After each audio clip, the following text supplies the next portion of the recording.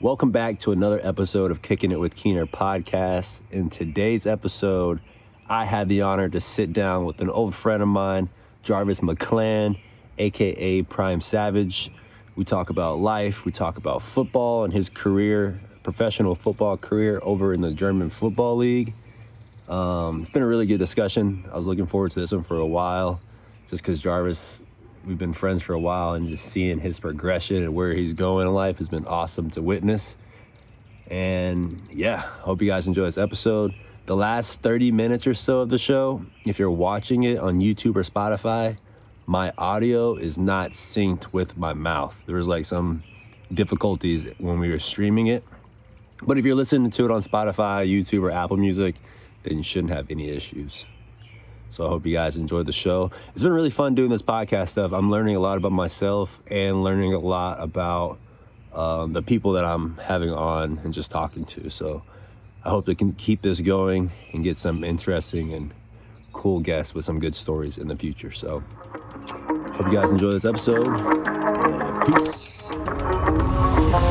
Locked in. Jarvis. What's up, dog? It's been a while, What's up, bro? I know, man. I appreciate you for taking the time and doing this. Yeah, thank you for having me on, man. I'm glad to be here. Finally get it done, got some time, so I'm here, man. What's up? Dude, selfishly, I've been waiting for this for a long time. When I first hit you up, I was just so hyped to talk to you because it's been so long since we connected. And Yeah, I've been following you for a minute. So congratulations on all the success that you've had, football, the media stuff is looking nice. Everything's good, bro. So congratulations. Well, thank you. I appreciate you, man. And also, I've been following you too, man. I've been seeing you on the slopes doing your thing. Did you recently get engaged? Did, man. Yeah, I saw that. That's what's up, bro. Congratulations. That's a big step, man. I think crazy. I'm gonna be ready. I'm gonna be ready for that soon. One day, I'm gonna be ready. You got a shorty? Oh, yeah, I do, man. Okay, how long y'all been together? Not too long, but I'm getting up there in age, so maybe I'll get to that point soon. But this is not too long. I just met her, probably 5-6 months ago. So yeah. Okay, so y'all still fresh. Yeah, we still fresh for sure. Yeah. I'm mad you say you get up there in age, bro, because you can't be much older than I am. I'm 29. I mean, just one more year. So You're 30. I'm 30. Yeah, man. Big 30. The big 3-0 dog. Like, it sounds crazy to say because I remember when we was younger, but it's like seems like we never got older. It's always like all fun. But now life is lifing right now, though. So yeah, bro. How are you taking the age, the 30 thing? 'Cause I know when I started getting, I ain't gonna lie, I think it was I was 25, bro. I low key went through like a little crisis. Like, damn, I am getting older. Like, this is gonna happen. How are you handling it? For me, I guess I don't think it has hit me yet, really, because I'm still playing football and stuff. So it's like it didn't hit me at all. But I think this year it will hit me because I think I'm done playing. So I'm gonna be like, wow, I have nothing to do now. Like I'm just chilling, and it's like, wow, I'm 30. Wait, I'm 30. Like, yeah. So I think it will hit me later, but it hasn't really hit me yet. That's good, bro. That's good. So you obviously back in the States now. You in Maryland? No, I'm actually in South Carolina right now, man. Yeah, I'm down here with my grandma, my people. So yeah. Okay. What part of South Carolina? Lake City, South Carolina. It's about an hour away from Myrtle Beach. That's the biggest name city, I guess. No, actually, no, Columbia is the capital, but an hour away from Myrtle Beach, an hour away from Columbia, so right in between there. So yeah. Okay. Yeah. I know how you living out there. I was living in North Carolina for the last year. Okay. So I know how it is out there on the East Coast. What part of North Carolina? It was a town called Morehead City. Okay, okay. It's you ever heard of Wilmington? Yeah. It's like an hour and a half north of Wilmington, still on that East Coast side. Cool. Okay. I've actually been out to Myrtle Beach. We did we were filming for a country music festival out there. Nice. Super nice area. It's I was telling my girl when we moved out there, just like that East Coast side of the country, it feels like North Florida. Like even like kind of looking in your background a little bit, Mhm. like North Florida, it's like has like a country feel, but at the same time, it has like that coast vibe. Yeah, I know exactly what you mean. I know exactly what you mean. How long you gonna be in South Carolina? I'm actually heading back to Europe on Tuesday, man. Really? Yeah, bro. Wow. What part of Europe? Hamburg, Germany. Damn. Bird. Yeah, man. So yeah, I guess we can. That's a good segue to get into the football stuff. I remember, just for the people listening, really there ain't nobody listening to this right now, but hopefully in the future there will be. Me and Jarvis, we played on the same foot. It was like seventh or sixth grade. Fort Meade. I forgot the name of Cougars. the For me. Cougars, the blue and yellow, bro. And I Yeah, remember like you were obviously one of the standout players at that age. My pussy ass was on the sideline, bro, because I was too cold. I couldn't play in that Maryland winter, bro. but the thing is, like, you were good, bro. Like, you held your job down. You was tight end, right? Tight end.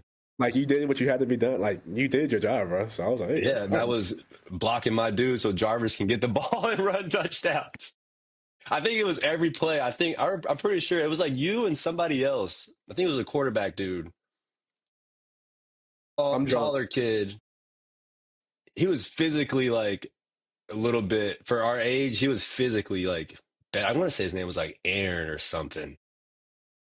Aaron, I don't know, his but dad, we his had. dad, his dad was a coach. Yep, that was the Yeah, yeah, coach. yeah, yeah. So Aaron, yeah, Aaron Lewis Sanalis, man. Yep, and I Yeah, remember, bro. bro, we had two plays: give the ball to Jarvis or let Aaron's QB sneak.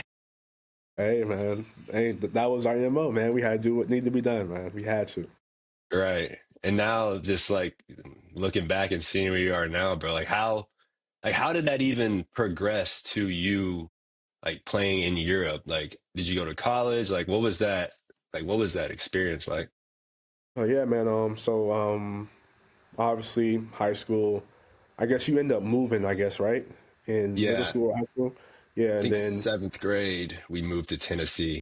okay, yeah. So I stayed out Meade High School. I went there for my freshman year, and then my parents moved to Laurel, the next city over, but I couldn't stay at Meade because the jurisdictions and stuff like that. So I had to start over fresh in high school. Went to Laurel High School, graduated 2013, and then I really didn't have any offers coming out of high school. I played quarterback and I was short. And all I did was run the ball, so I really didn't have any offers. But this school called Seton Hill University, they hit me up. They was like, "Yeah, just come up for a visit." Well, sorry, I got this gum in my mouth. Come Seton up for a Hill, visit. that's in Maryland. That's Seton Hall. Seton Hall, gotcha. Yeah, Seton Hall. Yeah, yeah. So Seton Hill is in Pennsylvania. So they was like, "Come up, we'll see, and we'll offer you, give you an athlete scholarship or whatever." So I had a partial scholarship for my first 3 years there. Then my senior year, I got the full ride and stuff like that. So that was cool.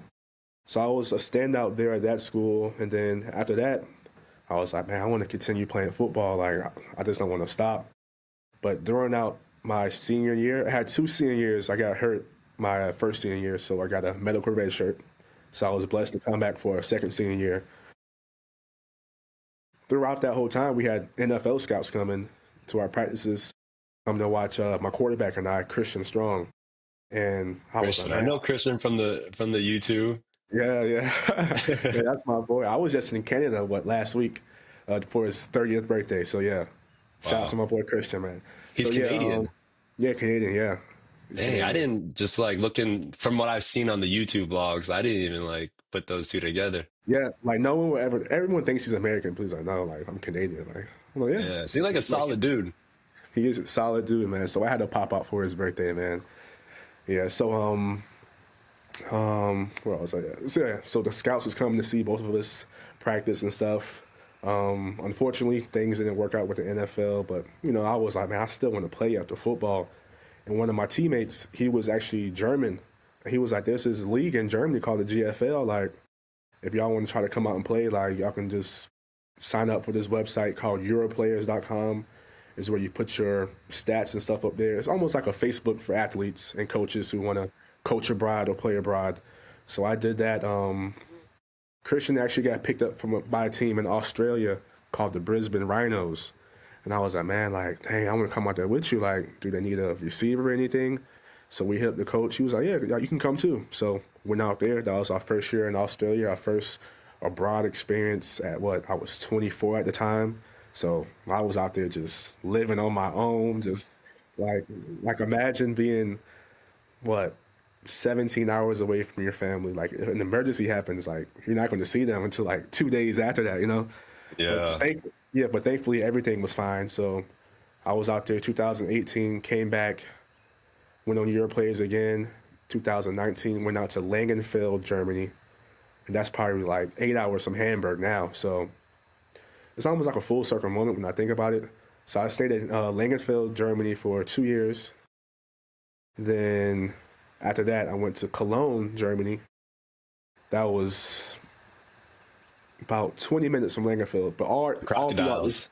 yeah, Cologne Crocodiles, yes, but I feel all like you throughout were this turning time. up in that crocodile uniform, Oh yeah, bro. oh yes, From what yes, I've yes. seen, like, I think the Australia, because obviously I've been following it like deeply. Like, I think I'm trying to remember some of the Australia stuff. Is that where you were? No, that was Austria, where you had like the mountains. Is like the Oh, yeah, yeah, snow-covered yeah, yeah. mountains. Yeah, that was Austria. Yeah, that was Austria. Damn. Yeah, But man. But Australia, real quick, is it as crazy as like they say it is as far as like the wildlife and the animals? And I heard like the people out there are low key like just like fuck it, they just do what they want. yes, that attitude, yes, they actually do because it's like it's carefree out there, but like you can legit say if you want to go to a restaurant, right? You can go to a 5-star restaurant. I'm like, no, I'm not wearing no shirt or shoes. Like, it's fine. No one cares because it's What? like it's a carefree place. Like everything's carefree. Everyone's always happy. But Australia, like the wildlife and stuff, like people think of Australia, they automatically think kangaroos, Yep. spiders, Yep. and wallabies and crocodiles. I lived in the city for what 7 months. The only thing you saw was wallabies. That would be What is like a in a brush. wallaby? It's a smaller kangaroo, basically. Okay. So in our terms, I'll say it's a deer. You know, like say you just see a deer, like you see a deer in the woods. Oh, it's a deer. For them, it's like, oh yeah, it's a wallaby or a That's kangaroo. a You know? that's a wallaby. Yeah, yeah, man. Yeah, Australia was fun, man. Yeah, and like I said, throughout that whole time, Christian was out there with me in Germany, like 20 minutes away. So we used to always link up while we're out there. And then 23, I was in Austria with all the mountains and stuff. That was an experience. That Um, looked like when I yeah, was watching that content, bro, I was like, wow. like that was a that was something to see, especially coming from Maryland. I mean, I've always traveled around the world and stuff, but seeing Right. something like that was like wow, it's like it's amazing. Like this world is really a wonderful place, a beautiful place. And then had some stuff that went on down there. Wanted to get rid of Christian. I was like, all right, if you get rid of Christian, I'm leaving. So they got rid of Christian week 8. So I left with them. I'm like, hey, we out, man. Dang, y'all were locked in. Yeah, locked in for sure. And then after that, Christian decided he was like, yeah, I'm done with football. I'm not. I'm gonna play one more year. Then 24, Hamburg Sea Devils out there balling. Well, I say the 5th or 4th game. On the entrance, I did a round off into a backflip, and I ruptured my Achilles, man. So Damn, the Jarvis McClam, bro. You were always a little extra with the celebrations. On the eh, entrance, bro? on the entrance, because like my family and friends, they came to see me play, bro. So I was just all hype. It was a big game. We played in one of the biggest soccer stadiums over there. I don't know if you're familiar with the Bundesliga 2. It's a team Yeah. called HSV. I don't know. HSV, yeah. They got the it's like red, blue with the I think it's Yeah, like yeah, yeah, triangle yeah, going through the logo, the red triangle. yeah, yeah, yeah, yeah. So yeah, HSV Stadium. We had over 30,000 fans there. I had my family there. I'm like, man, I'm lit, man. We playing one of the best teams. I'm like, yo, I gotta do something. Like this is all this energy. I had to let it go. I guess it was too much energy for my Achilles, but it popped. But with that, it's like when I talked to the doctors, they was like, no matter what you did, like it was gonna happen that day. Like when Damn. Achilles ruptures, it's gonna happen no matter what. Like it was already weak. And during that whole week, my Achilles was bothering me, but I thought it was just regular wear and tear. I'm getting older. It's fine. Like I dealt with injuries while playing. So I was like, it's cool. But yeah, it ruptured, and then that was it. So now I'm like, You man, couldn't play in the game? nah, I was done. It was over. So once I did it, like I landed the backflip, but I was like, yo, as soon as I came down, I'm like, yo, my Achilles is gone. And then, yep, that was it, dog.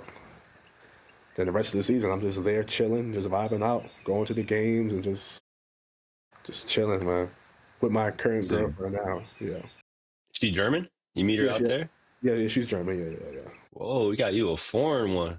Yeah, man. Yeah, bro. What's her name? Her name is Francie. Fancy. I'm not gonna say her full name, but I'm just stopping at Francie. Yeah, no, I just wanted to see Yeah, if it was like a German, like, they got them German names. yeah, it's German for sure. Yes, it's German for sure. But yeah. Yeah. You picked up on any of the language? You obviously you were out there for plenty of years. I would assume you have some type of German communication skills. The thing Sprechen is, Sie like, Deutsch? yeah, like I know how to speak certain language, like certain words and stuff like that. But it's like when I'm out there, I don't have to. So I felt like I don't need to learn German. But now I wish I did, but because I'm going back out there. But it's like you didn't have to speak German to live out there. So I was like, there's no point.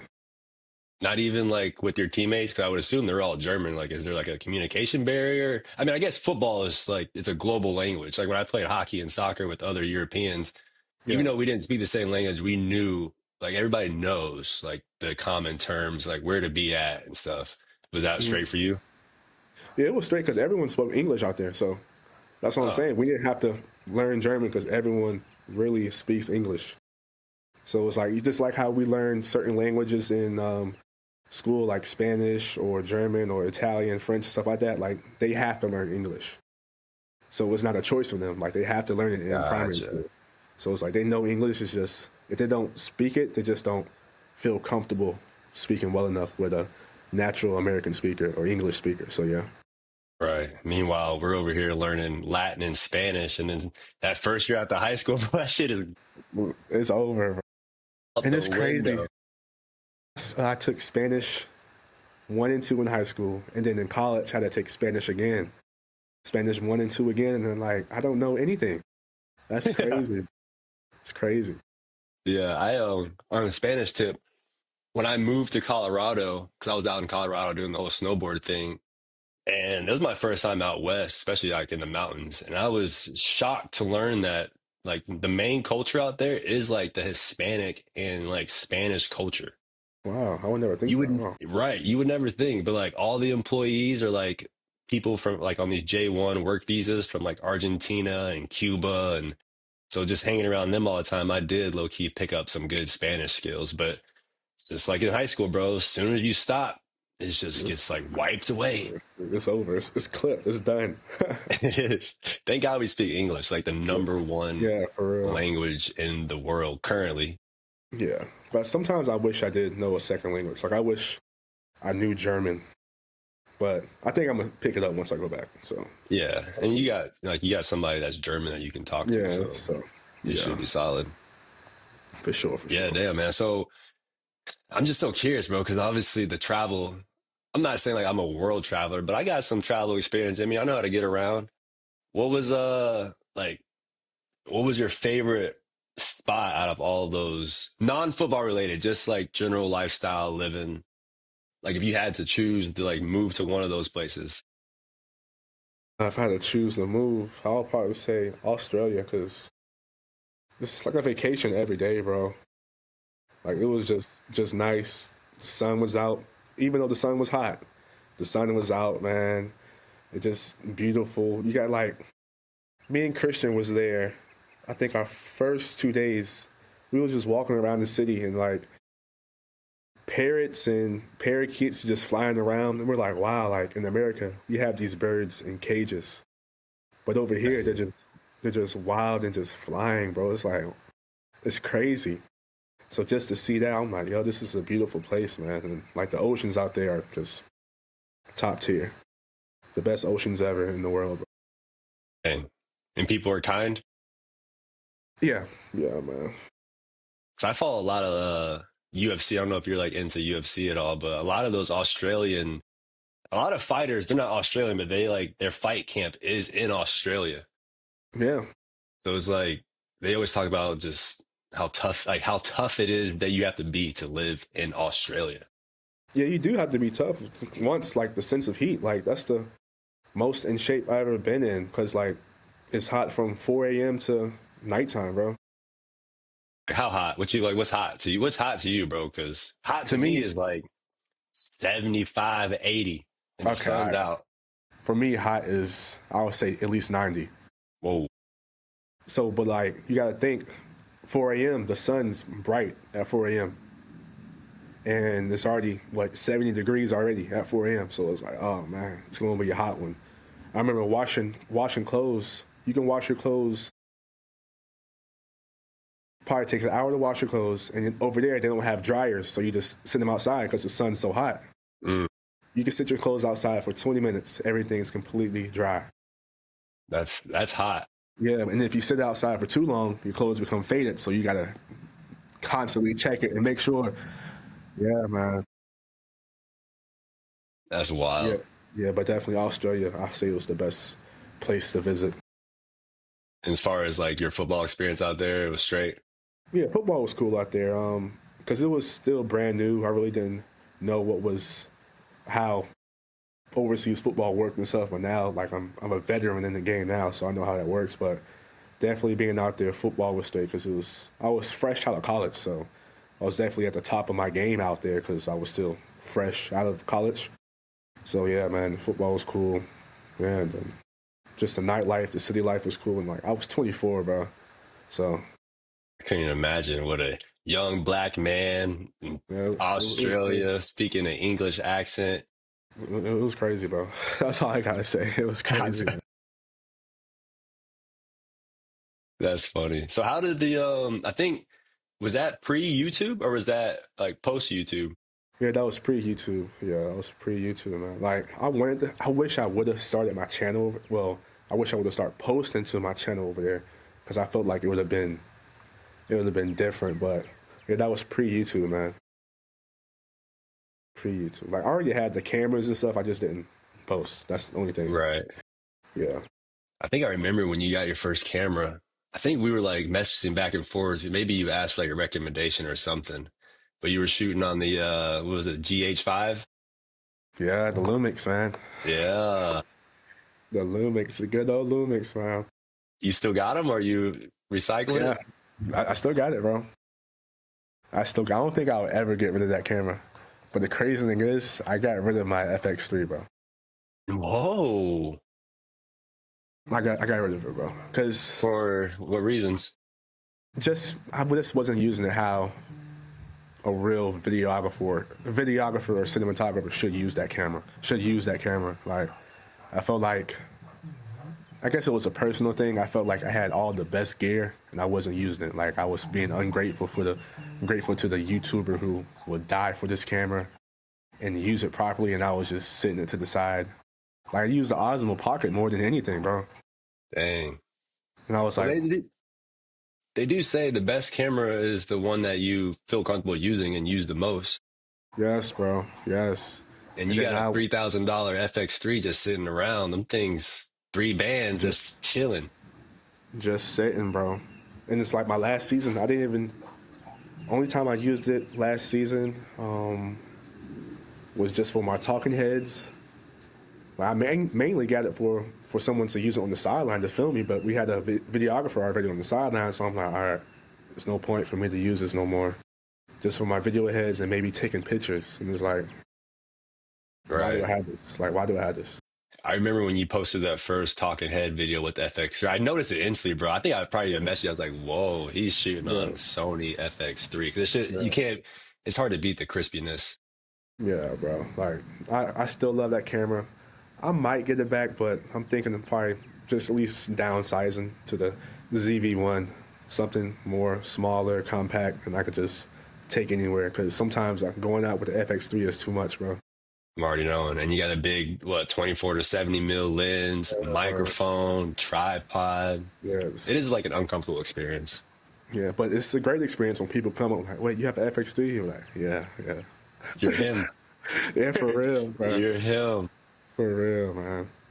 How did you, how, like, managing football, training, and then like the YouTube, the editing, like, because I already know, obviously, my background is in video, film, and editing and all that jazz.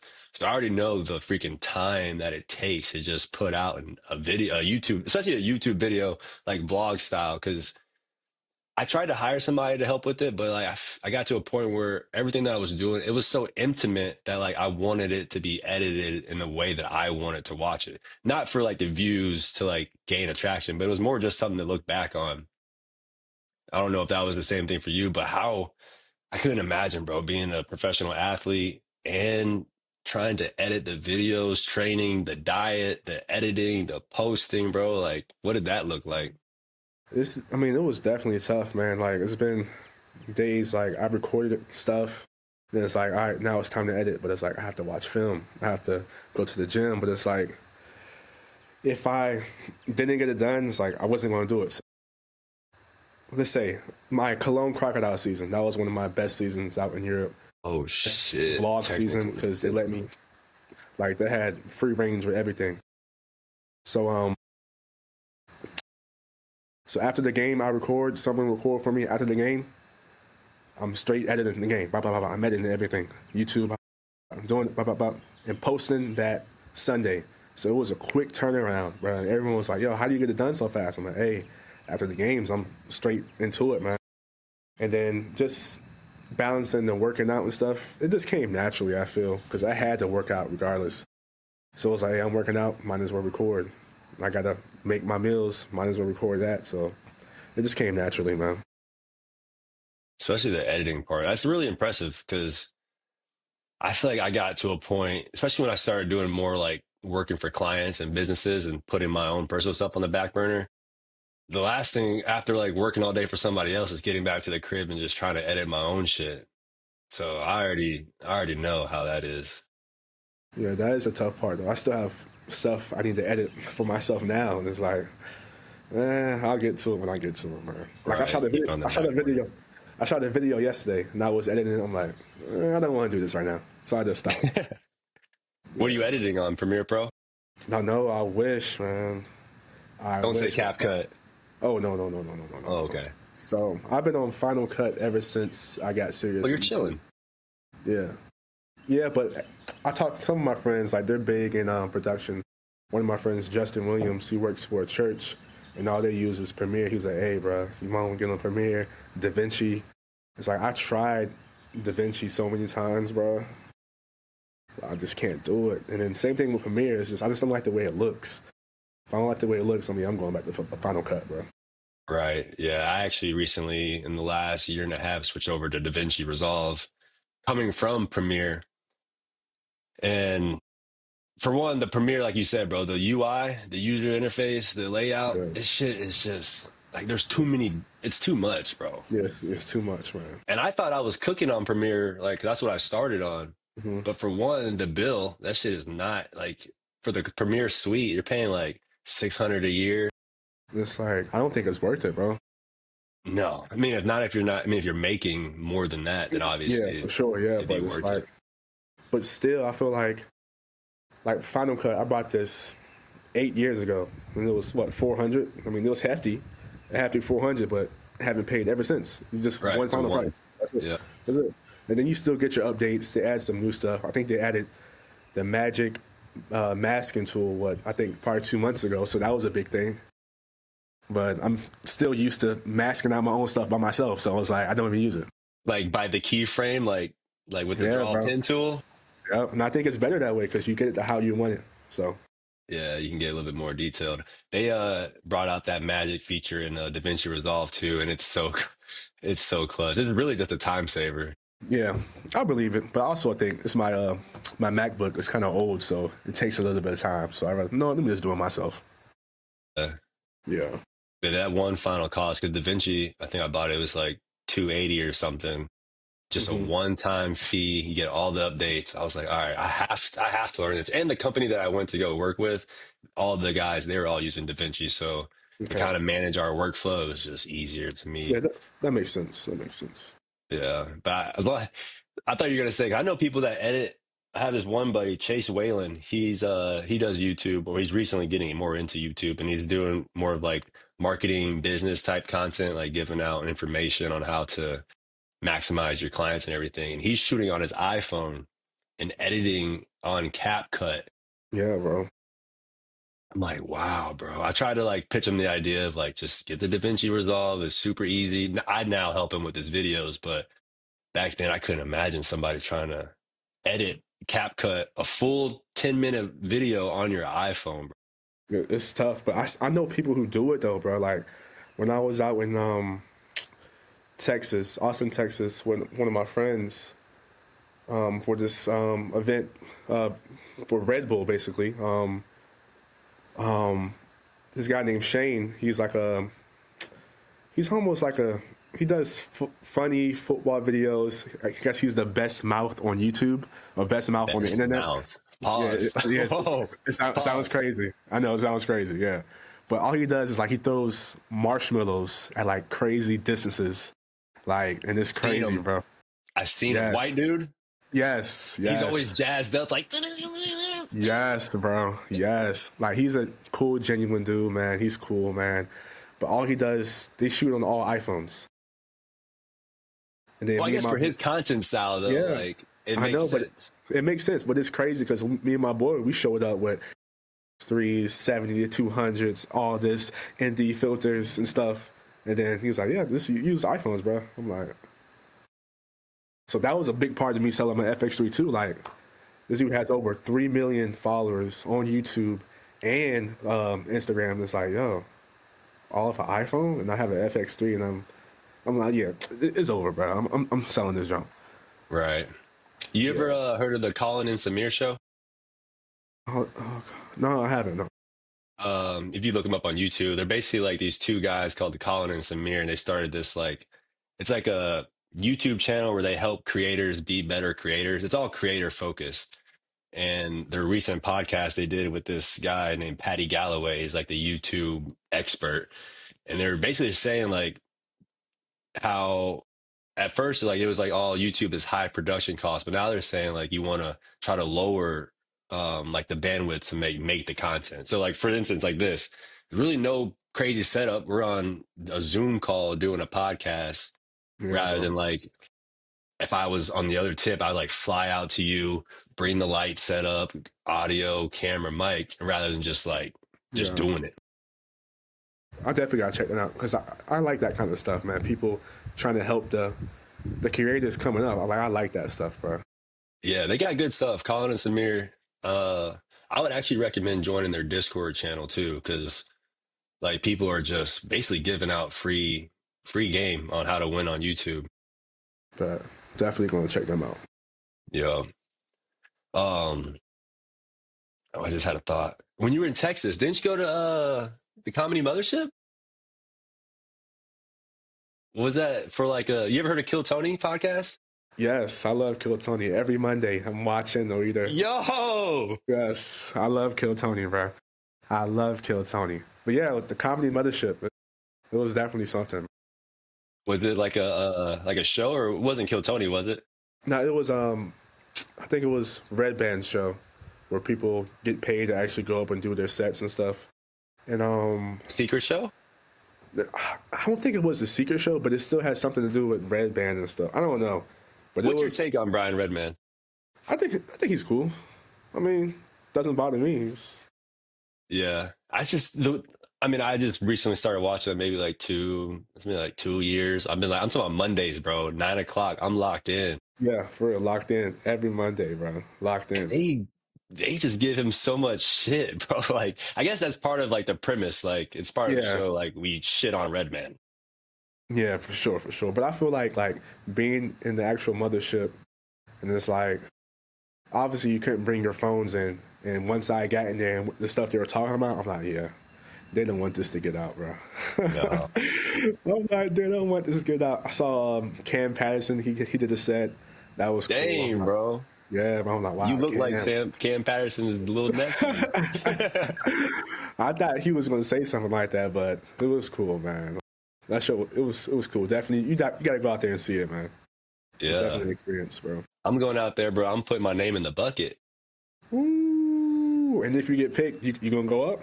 Since I started watching the show, bro, I've been like preparing my minute. I've been got my nose. I probably got like a solid 5 minutes.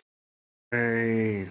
I think if I would put my name in, I probably got 2 jokes, but I think I'll have a great interview though. I have That's a the great thing. You can save yeah. yourself with the interview. Yes, I'll have a great interview. Have you seen the latest episode on Netflix? No, I haven't watched them on the Netflix yet. Nah, It's all right. It's pretty. sorry. They just brought out like obviously Netflix. So they brought out all the heavy hitters like the Donald Trump. Yeah, Hans Kim. Man. I think he's You one of fuck my with him? favorites. Yeah, but I think he's one of my favorite, bro. Really? Yeah. Hans Kim, man. He came out swinging, and then I feel like the money and just stuff. He just like kind of stopped pushing as hard because like low key, there was a point of time where like his shit was just low, like not funny. I mean, but I feel like once you like make your money and you get like a certain level that you're comfortable with, it's like you're just okay with it, bro. So it's like it doesn't matter. I feel like everyone has their elevation and their peak. It might calm down, but I feel like he'll get back up there, bro. I So agree. I yeah. agree. Who's your like all time favorite comedian? Stand up. All time favorite I comedian. guess not all time, maybe like recent, like that's active and still doing it now. Not like a Richard Pryor, like back then. Uh, okay, let's doing it now. I'll probably say Cam. Cam Patterson. Yeah, Cam Patterson, yeah, for sure. Yeah. Cam Patterson for sure, man. Yeah, I remember when he came up on the scene, bro. I ain't gonna lie, he kind of got lucky because he really started by just dropping the N word on everybody For real, bro. and calling people in the crowd the B words. I don't want to be too explicit on here, but like, Yeah. think about that's how your career starts, bro. That must be nice. For real. It's like, and I remember his first set, like, I'm like, yo, this dude is hilarious. He's talking about rocks. Like, it's like, That if was you got right. rocks, like, I love rocks, man. I'm like, what? All over. Yeah, that's crazy, bro. It's Damn, that's a crazy. dope experience. Yeah, I always tell my girl we watch it. I'm like, my sister lives in Dallas, Texas, which is like an hour, 2 hours from Austin. I always tell her if we end up being out there on a Monday, bro, we're putting names in the bucket. Yeah, Bucket. pull up, bro. But you gotta get there early, man, because obviously a lot of people want to show up. So you gotta get there early. Make sure you get in that line, man. Yeah, get in the line and go sit in the alleyway or some shit. Yeah, the alley up. That's crazy that you watch Kill Tony. I feel like a lot of people don't. I mean, it is a big show, but like, it's not like a household thing yet. So just hearing like I've never really met anybody else. I think there's one dude that my buddy in Colorado that watches Kill Tony, but I'm surprised that somebody else knows about that stuff. Yeah, bro. Kill Tony is. I feel like sometimes I just put it on just to. Sometimes I put it on just to sleep, because I like to hear noises when I sleep, and it's just like it's just relaxing. Sometimes I'm laughing in my sleep because I'm like, yo, that was a funny joke. Like that was Yeah. funny. Dude's a master. Yeah, bro. He's hilarious, man. And everyone thinks he's gay, and it's like, yo, he's like, yeah, whatever. Yeah, it's fine. Right. Yeah, that's crazy. So yeah, tapping back into the YouTube thing. What do you think is you still putting your foot on the gas or what? Uh, yeah, I think I'm gonna still pushing more content out, but I think my struggle right now is trying to figure out how to switch my content if I'm not going to be playing football no more. And I don't want to start another channel, and I also don't want to flood my football channel with videos of random content and people can't find my football stuff. It'll be pushed down all the way down to the bottom. So that's my dilemma right now: to start another channel or just tell my viewers like, hey, I'm going to be switching the content up. You're still going to get some football content, but not as much as what I'm going to be switching to. So that's my problem right now. Yeah, I definitely recommend tapping into the Colin and Samir show because they dive into all that stuff. And just from what they're saying, I would recommend to start. I know it sucks, bro, but it's to start a new channel. Sorry, the channel. Okay. Yep, because the current channel, the current Jarvis McClam channel, it's all football. Yeah. Like the audience is football. The algorithm knows it's a football channel. So if you try to introduce something else, it might not as work. Yeah. Rather than you could just have two channels dedicated for football and dedicated for the next thing. True. Yeah, I Sounds definitely like a gotta lot check of work, but definitely gotta check that out, man. We'll what do see. you think that next content topic would be for you? I guess that you get into like coaching or helping like athletes out of college with the current channel, like helping athletes out of college, showing them like this is the path that if you want to keep playing football, there's no offers coming in, like there's different routes that you could take. Almost like a coach. I mean, yeah, I thought about that, but it's like, I don't know, man. There's tons of creators out here that's making money just off of traveling, And Right. I already do that already for free, so it's like I might as well just switch my content to that traveling, food stuff, and I'm going to be in Europe now, so it's like, hey, a Black American lives in Europe. Hey, this is what blah blah blah blah blah. This is how I grocery shop. This is how I buy my food without speaking German and stuff like that. So maybe transitioning into that. So maybe I don't know. Yeah, that could be a cool format actually. But you're just gonna put just the football, just hanging it up, all of it, the content. I don't think I'm going to hang it up because I'm still going to be around football. So right now, I interviewed for a job yesterday to be a content creator, social media, whatever, for the actual European League of Football. So I'm going to be around football and stuff like that. So it's going to be football every day on the weekends, and then traveling on my own time, do my personal stuff on the side. So yeah, Dang, that could be a dope gig. yeah, Marketing bro. for the whole league.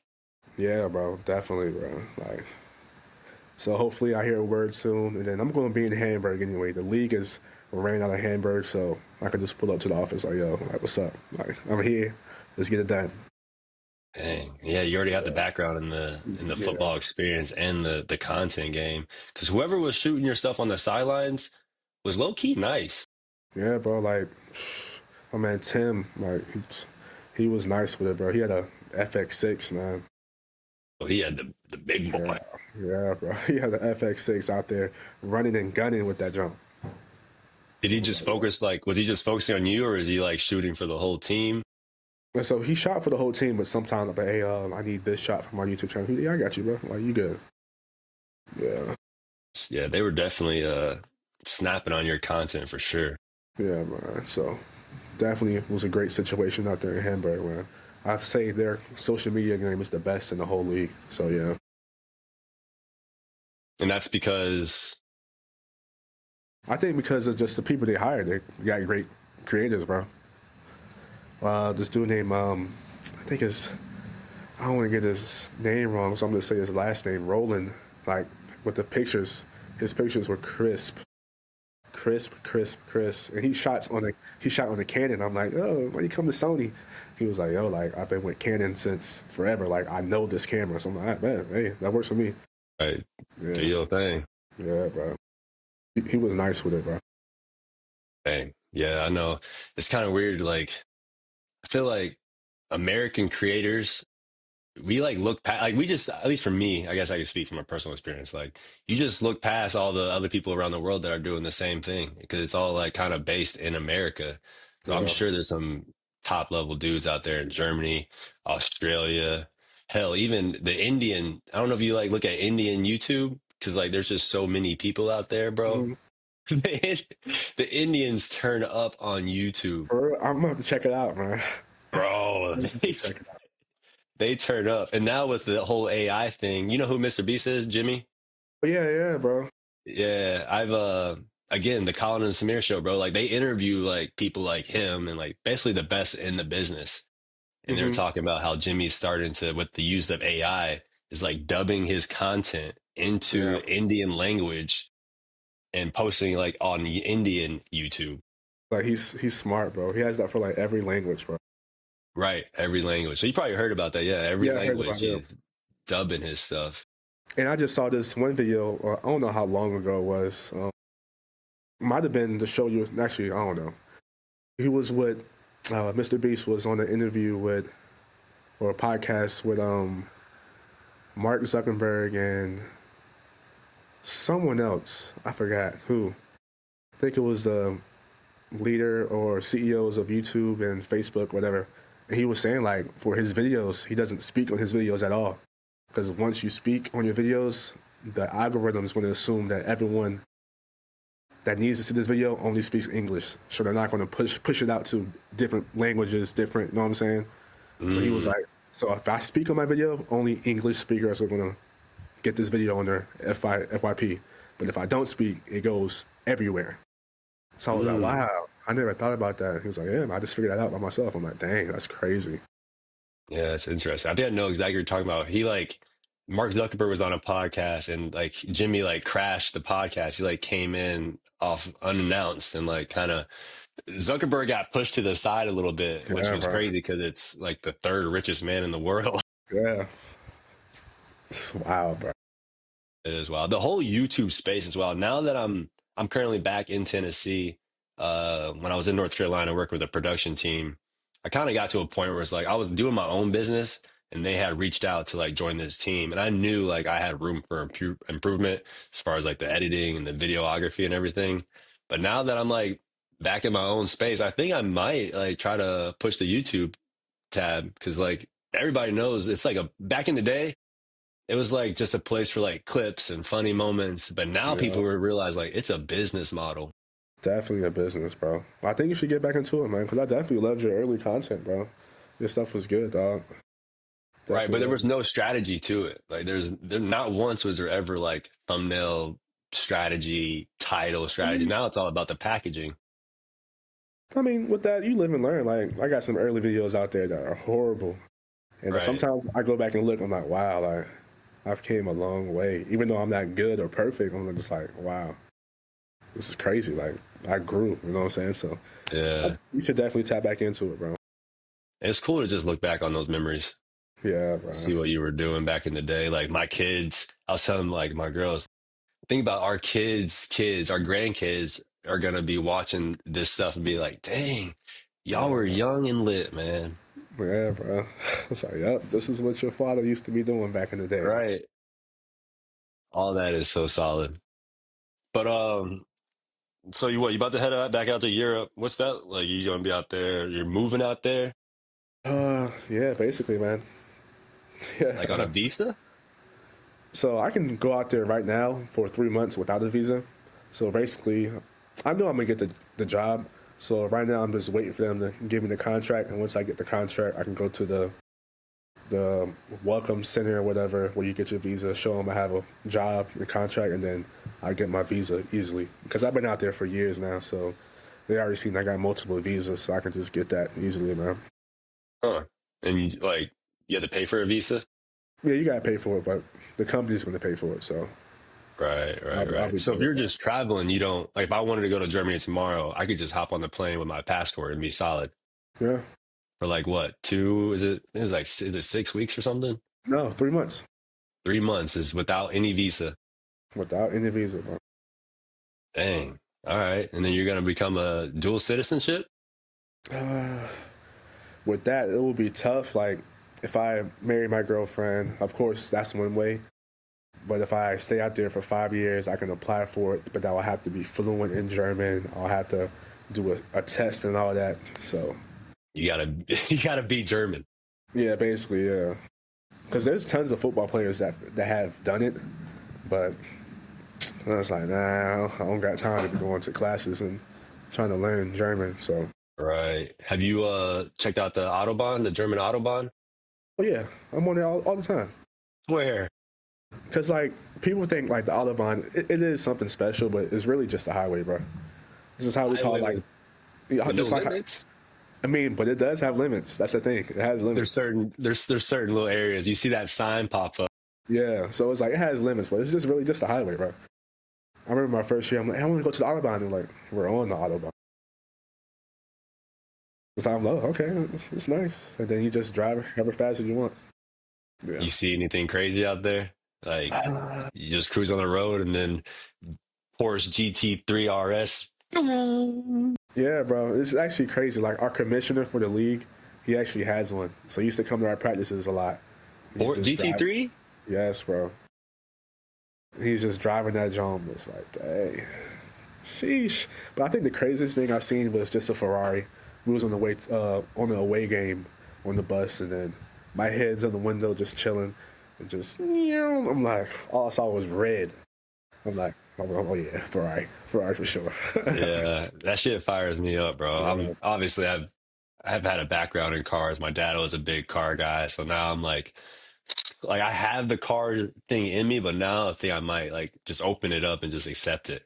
Because they have Yeah. out there too, there's a racetrack called the Nordschleife, the Nürburgring. Yeah. You heard of it? Yeah, come on, man. My brother I was into say. all cars and everything, bro. So I know about that a lot, bro. I know about That's cars. right. Your brother is Yeah, was he like a mechanic or something? yeah, bro. Yeah, I don't want to butcher his name, but I want to say it's DJ. yeah, that's right. Yeah, that's right. Dang, how's he doing? He's doing good, man. He's back up in Maryland, just chilling, man, doing this thing, dog. I remember when we were young jits, bro. DJ was like he was like top dog, bro. Yeah, bro. He was.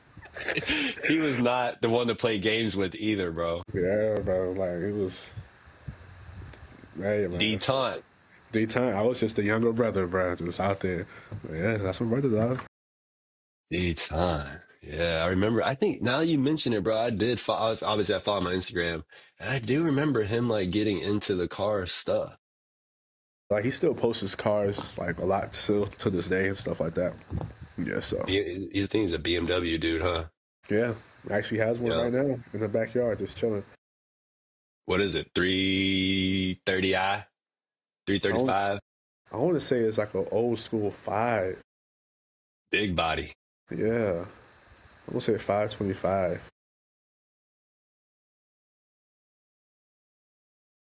Yeah, I think that's when I like probably heard of the term drop shipping. Yep, yep. Yeah, so I started like when I first got into like the whole trying to make money on the internet thing, drop shipping is where I got my start at. And I was selling like BMW like accessories and products. I think that's when I linked up with D-Time. We were just talking about cars.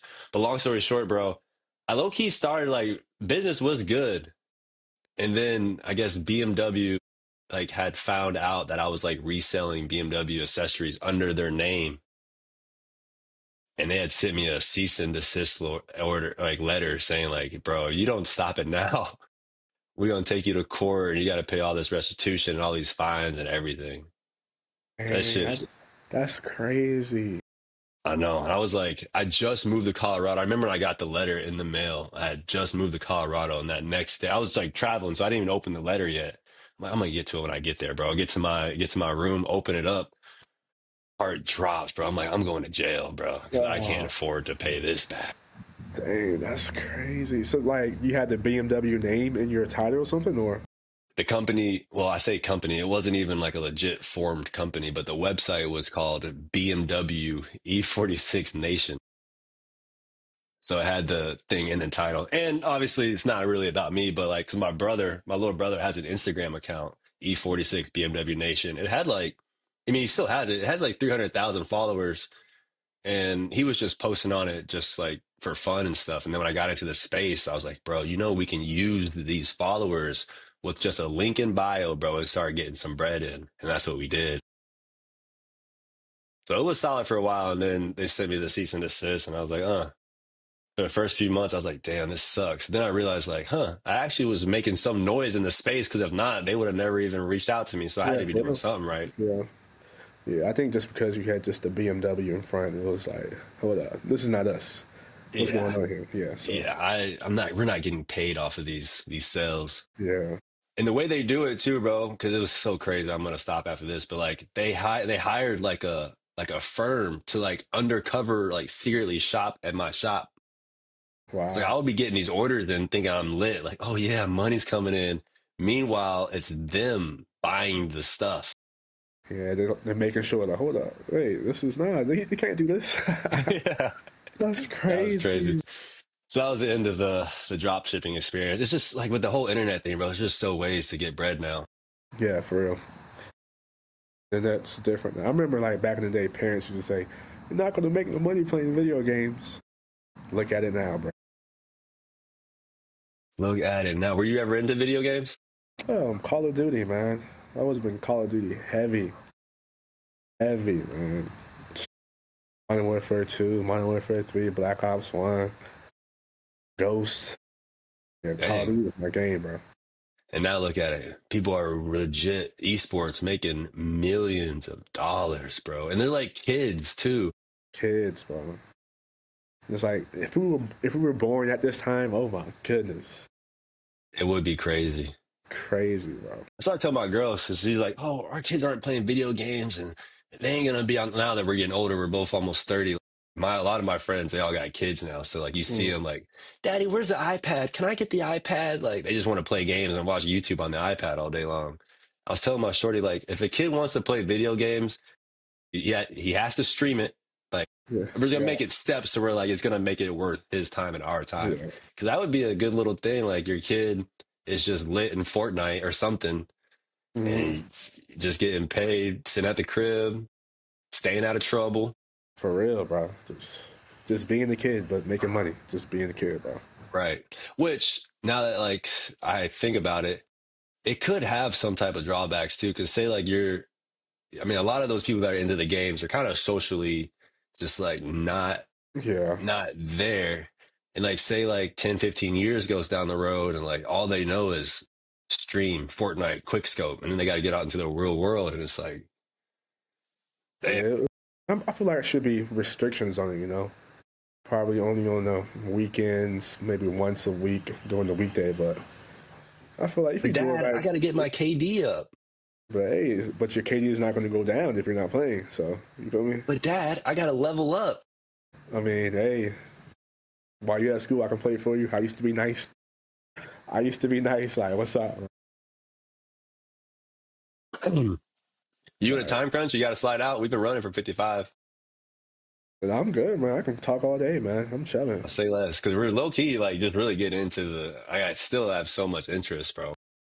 Hey, man, let's go, dog. When Let's do it. back to the football jam. Okay.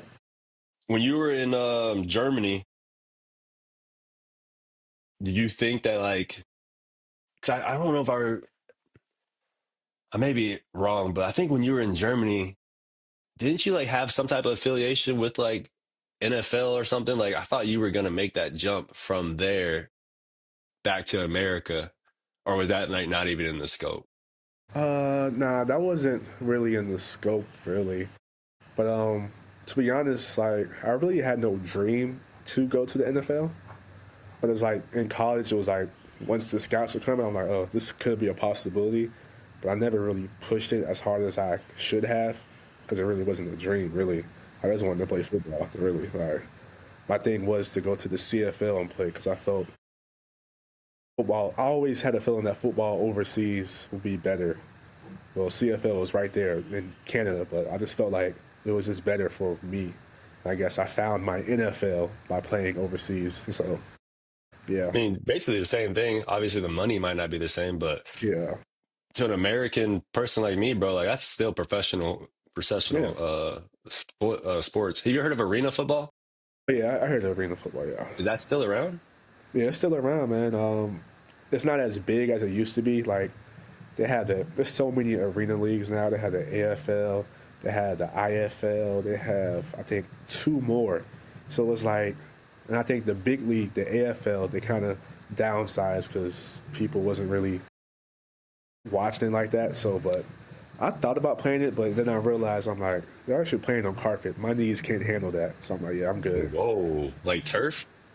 Yeah, it's turf, but it's like actually they're playing like in like hockey arenas and they just lay down turf Oh yeah, and put the mats up on the boards and then that's it.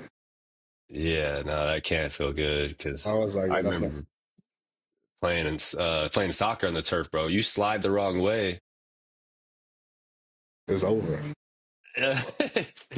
it's done, bro. take a shower, it burns. You can't sleep. Your sheets are sticking to your leg. It's like, oh man. Yeah. What is now I'm just like just thinking of stuff.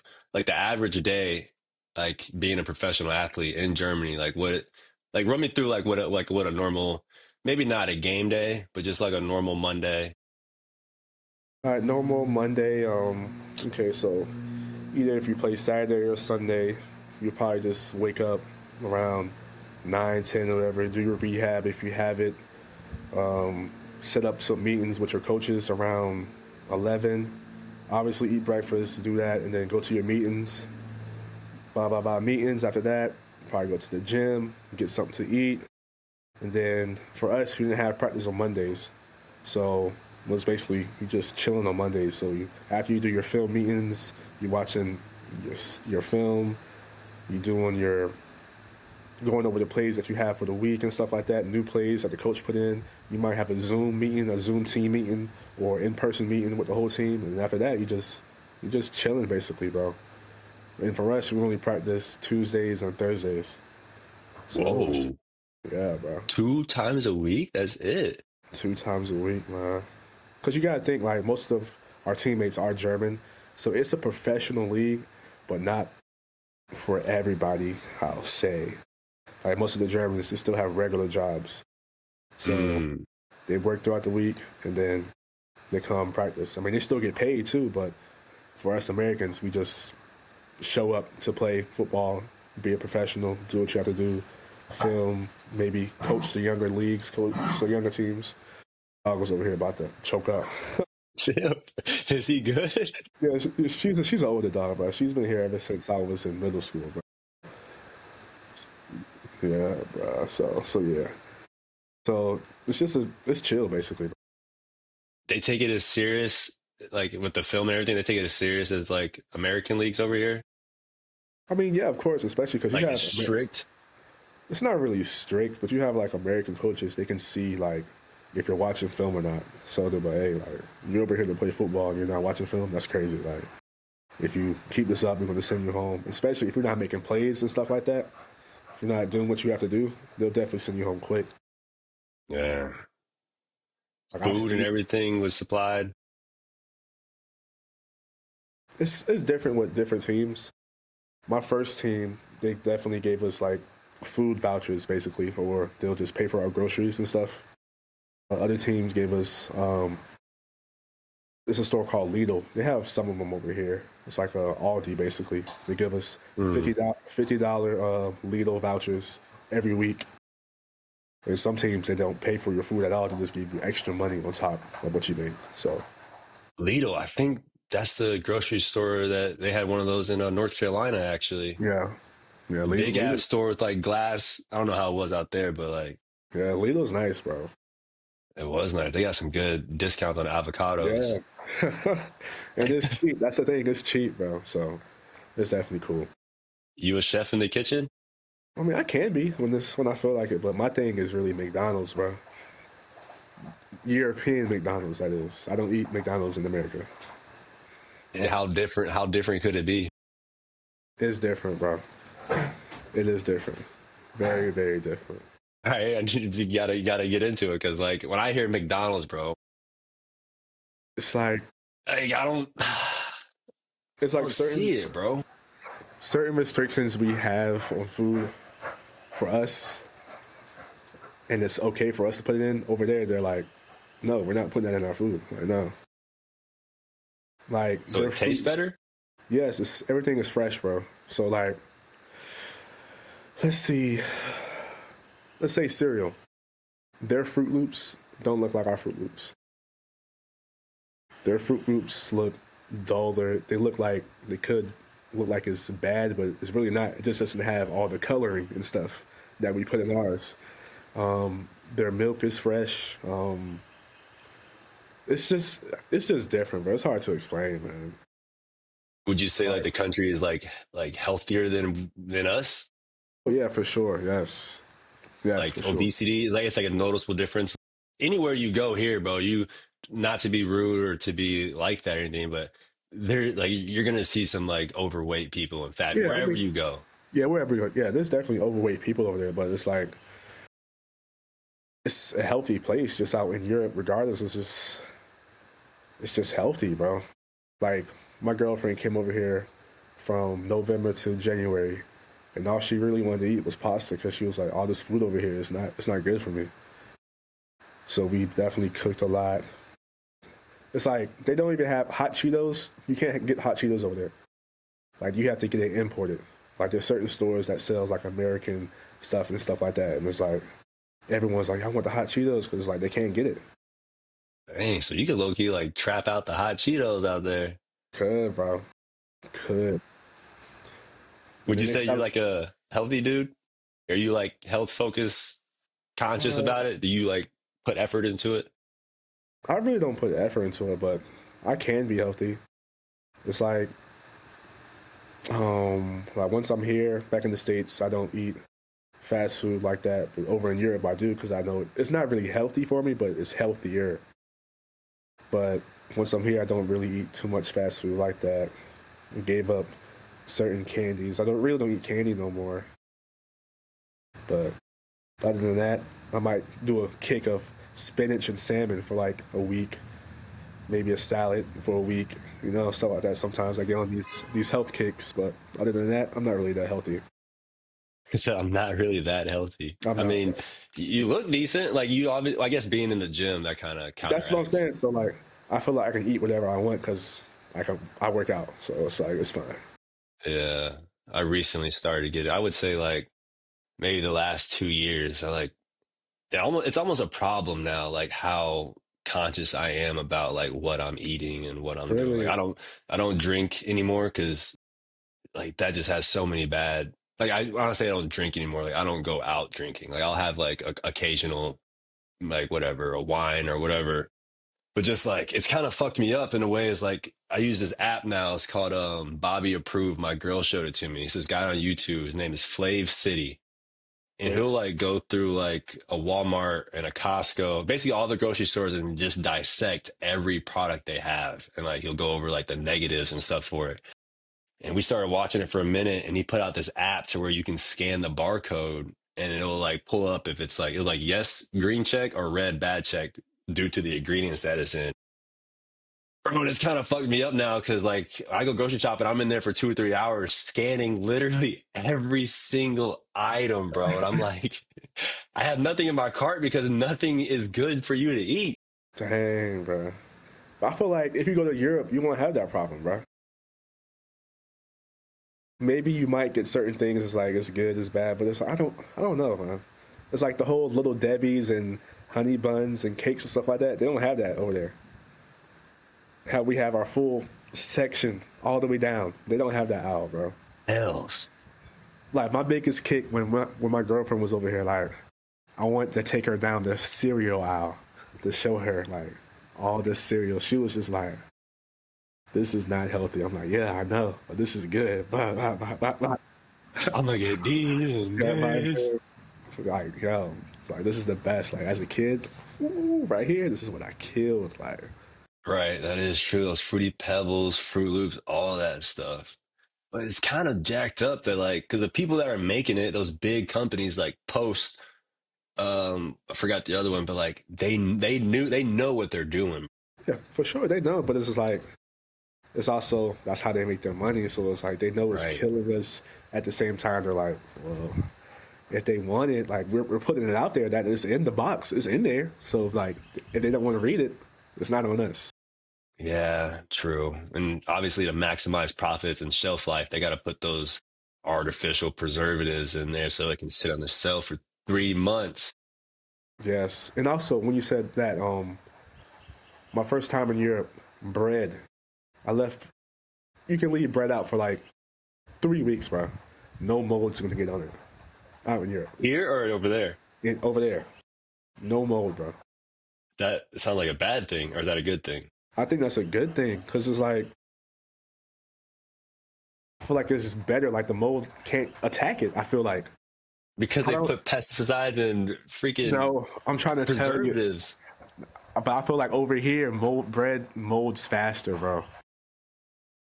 I don't Okay. know, I bro. wonder why that is. If it's healthier, it would seem like it would be more equivalent to like disease and bacteria and that stuff.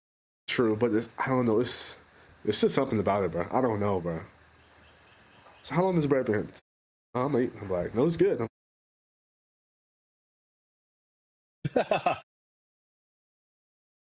Yeah, I actually try to cut bread out. Like, I try not to eat any bread myself now because, like, bread is like the stuff that like fatten, like it makes you puffy, like it puffs Yeah, you up. but it's so good though, bro. It's so good, and everything that's good has some type of bread, like sandwiches, bro. Like a Jimmy John sandwich, Yeah, you get a good sandwich, bro. Put some mayonnaise on there, toast it a little bit. right?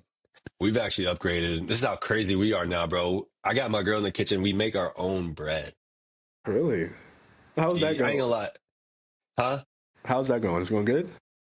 It's The solid. bread. Like I really don't eat it, but like if I do eat it, then like it's pretty solid. And like shout out to my girl Becca because if it wasn't for her like being the kitchen warrior, like I'd be skin and bone because I just get too busy and I don't even think about eating. Like, I got to a Uh, point, bro, like eating is not even on the calendar. Like I eat when man. I'm starving.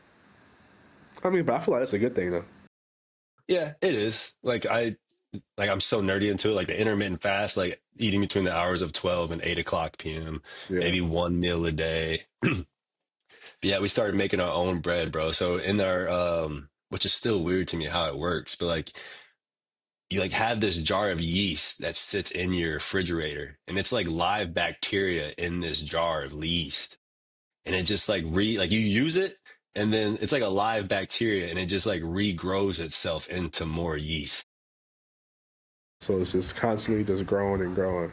It's basically you got free bread all the time. Like a one-time purchase and you got unlimited bread. That's crazy. Hmm. So that's what we've been on, at least for like, she travels so much. So when she's out of town, like right now, she's out in Michigan. She's been out there. We just got back from Florida last week and she went from there to Michigan. And I'm like, dang, bro, my chef is gone. Who's my chef? My chef is gone. Chef.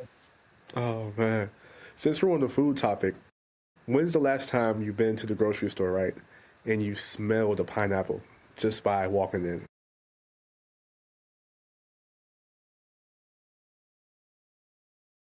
Well, to start, I can't stand grocery shopping, dude. Really? I can't stand it. Cause like, for one, I'm so indecisive. And then before I got into the health thing, when I was living in Colorado, I wasn't really making that much money. So like I'm shopping off of the prices. Yeah, yeah, yeah, yeah. So like I'm going through like, oh shit, this is $5. I just seen one down 2 aisles down for $3. I gotta go back and grab that. So I'd be in there shopping, bro, and I'd be on the phone with my girl and she'd be like, you're still in there? I swear, bro, it'd be like 2 hours in like a grocery store. That's crazy, bro. And I'll be then in it and just out, got go to that a way. point. But to answer your question, like walking in and smelling pineapple or Yeah, like going to a wa- pineapple? just walking in, smelling the pineapple, mango, or orange, anything like that. Just off of the walk in. No, I haven't. Because last time I went grocery shopping, actually, I was living in North Carolina and they have like a store called Lowe's Foods. I know Lowe's. Yeah, I know Lowe's. Lowe's. Yeah. It's low key lit. They got some good shit Lowe's in is nice, Lowe's. bro. Lowe's is nice, man. They Lowe's is got a nice. bar in the one you go to. Yes, yes, That was right in the so middle. new to me, Right bro. in the middle, bro. I'm like, damn, okay, they're getting lit in here. Some days they They be turning are. up, having the DJ in there. I'm like, wow, like, okay. It was a new experience to me. And I was like, bro, these people are literally walking around shopping, getting drunk, Yes, bro. Yeah. which is a smart thing. Because when you're drunk, you don't give a fuck, bro. You're like tossing Yeah, shit in the cart. yeah, just loading Whatever. it up, bro. Put it in there. But that was an experience. But yeah, Lowe's is nice. But no, I haven't smelled the pineapple, bro. Usually you walk into Lowe's and they have like a flower section right there. So Yeah, you walk in and then all of a sudden allergies. You're like, yeah. But the reason I asked that question is because, like, I feel like the fruit here is not, it's not real, bro. compared to Like, Germany. not really Germany. I mean, I feel like compared to Australia, because I remember working in Australia, bro. I'm every day they have vendors in the subway station that come around 12 p.m. Everyone sets up with tents and stuff. Either selling fresh fruits, grain, bread, nuts and stuff like that. So I used to work. I get off at 4:30, and from my job to the train station, it's probably a 10-minute walk. So halfway through, I'm smelling mangoes in the train station all the way outside. And I'm like, yo, I never in America smelled a mango in the grocery store, just off the walk-in. But I can It's true. smell it. I can smell it from the subway, which is underground. You have to go upstairs and then come out to the main city, and I can smell it like 5 minutes away. I'm like, yo, this is crazy. Like, and That's fresh. ever since then, every time I walk someplace and I try to smell the fruit, I'm like, I don't trust this fruit, bro. Like, I don't trust it. Now that you mention it, like, yeah, you walk in a grocery store here, you don't smell the food. You don't smell it at all, bro. Like, Even if you walk down the aisle, you really don't even. don't. Like pineapple, mango, oranges, like those are acidic fruits, so you should be able to smell that over anything else. Mm, So it's like you put a pineapple in a smoothie mixed with other fruits, you're gonna taste the pineapple more than any other thing. You know what I'm saying? Because it's so acidic. So I feel like I'm like, yo, these fruits ain't right over here, man. Something's crazy. so what? You just don't eat over here or what, bro? I mean, yeah, I do, but it's just like I'm careful with it, man. Okay. I'm a big conspiracy guy, you know. Are you? Yeah, bro. Huh. Like what kind of conspiracy are we talking about? Because I could dabble into some conspiracies. Like, are you like in the political space? Like you keep up with all that stuff? No, I don't keep up with that. I really don't. I feel like that's just gonna go how it's gonna go, bro. So I really don't keep up with that. But like all the moon landing and stuff like that, Real or fake? it's fake, bro. I feel like it's All fake. right. Me and my brother just had a battle about that the other day. I'm not on either side, but I'm going off of the stats and the information and history. But thing is, you can rewrite history. You can make your own stats, and you can make up your own information. You could, but at that same time, they're in that era. Because I did a little bit of research, backstory into it. We were in a Mhm. race with like Russia and China to see who can get there first. Do you Yes. think the Chinese and Putin, if they, because there's no like, I mean, unless they really faked it so bad where they filled like the prime ministers in those countries, but you think they're just gonna let us have the moon landing when it's not real? They're just gonna like, all right, y'all had it, y'all did it. I mean, I feel like there were certain bad conversations that we don't know. That was like, all right, yeah, y'all can go ahead and have it because you don't own nothing, bro. Like, who lands on the moon first? Okay, all right. What does that mean for us? That means it's American moon. But that means nothing, though, bro. There's a flag on the moon still, right? What happened? What about the flag? How'd the I mean, flag get there? they say there's a flag there, man. They didn't have Photoshop back in 19 whatever. But it did have Hollywood, though, man. That is true. They had VFX. That's what I'm saying. So it was like, and I also seen another video of how they communicated. It was like, how is that possible? It was too quick back and forth. And it was like, are you there? Are you there? Like, oh yeah, I'm here. Like, what? Like, really? And we still have Yeah. problems. We still have problems today with Bluetooth Wi-Fi. And it's like, come on. Back then, it's loud and clear. Come on. Yeah, I can. There is a lot of things that point to it like not being real. Because like if they did, my thing, I was on my brother's side about this. Like if they have the flag there and the footprint is still there, we have these telescopes that can see out to fucking through the galaxy. How come we Yes, can't use that telescope to look at the moon and see the flag still there today? that's what I'm saying. Oh, it was on the other side. Okay, I got you. All Right. right. So yeah, stuff like that. The moon landing. What else?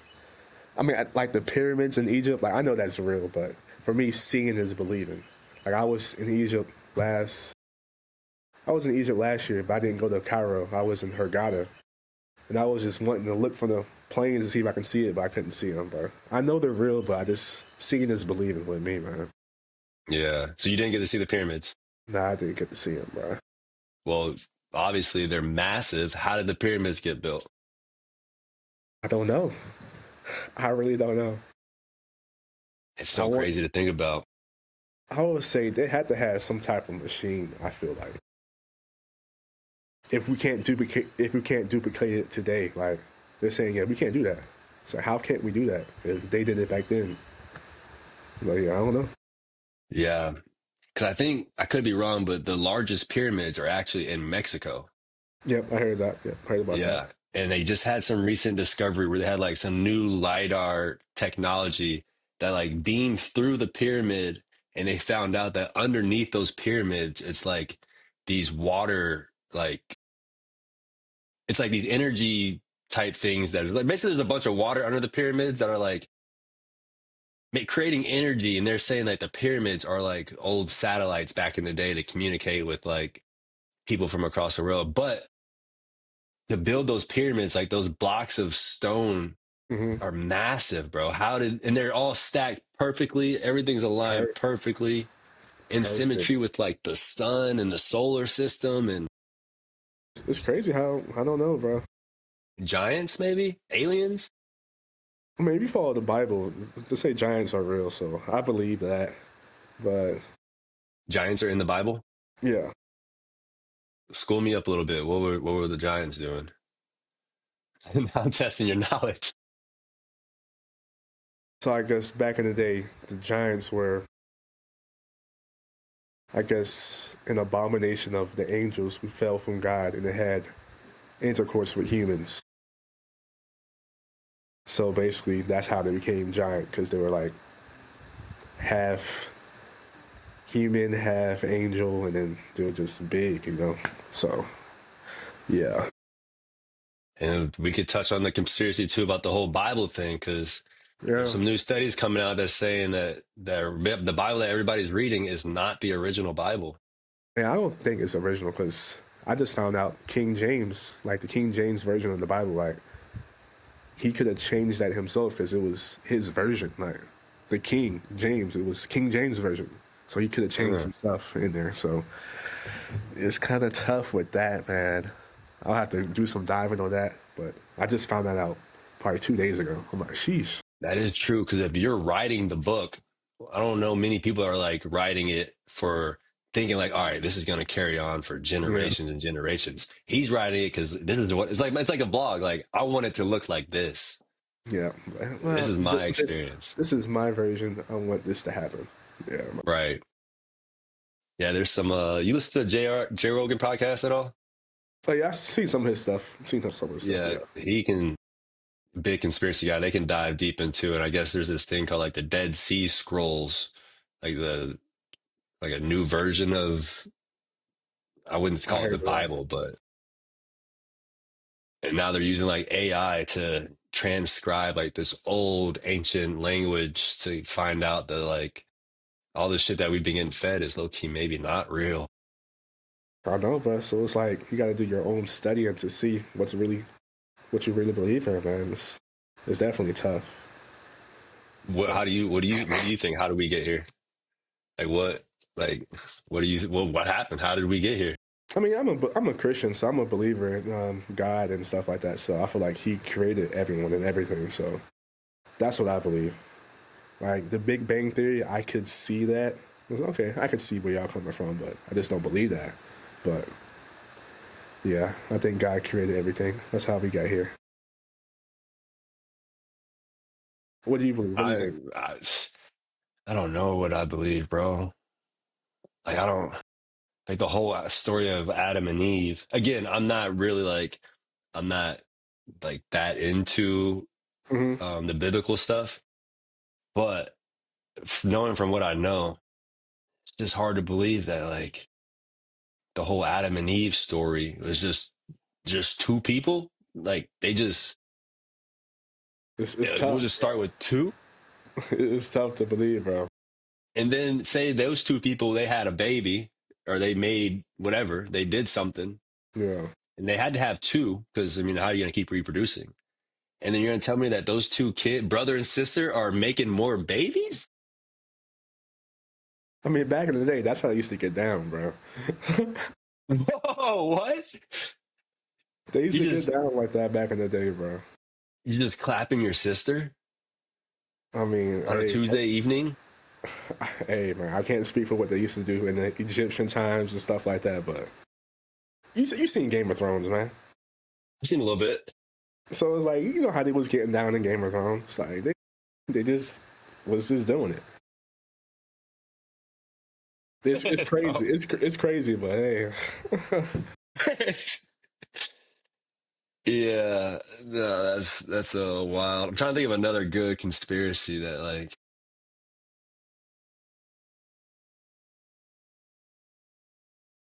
you think the election was rigged? I feel like every election is rigged. To be honest, You vote? no, no. Whoa, whoa, That's why I so feel you're like not? I have no say in political stuff because I don't vote. Yeah, And for me, I'm not heavy into it. I feel like both parties are evil. So it's like for me, I feel like the best president will win for what's going on right now. I feel like all right, it's our president. So I can't change it. I can be mad about it. I can be happy about it. But it's just like it is what it is. Like I can't change nothing. Yeah, in Germany they have what prime minister? Yeah, prime ministers. Yeah, yeah. They just had their election last month, and I think the good people won. I'm not really sure. Good people. Yeah, there's good and bad people everywhere, bro. It's, Damn, the good people won. So like, there's like a noticeably bad side. yeah, there's some bad sides over there, bro. Like there's still people that still do the whole Nazi thing over there, man. Really? Yeah. Do they throw shade towards you, like Black Americans at all? I'll say I don't want to really say where, but in some parts of Germany, there's I'll say northern Germany, where obviously I stay up in northern Germany, but it's like more up north. I'll say like this. I went to Berlin recently, right? And I went to the Berlin Wall and stuff like that, seeing where they actually had the whole city split. I went to Checkpoint Charlie, where all the Americans were there, and where they was doing checkpoints and stuff like that. Had an actual base there.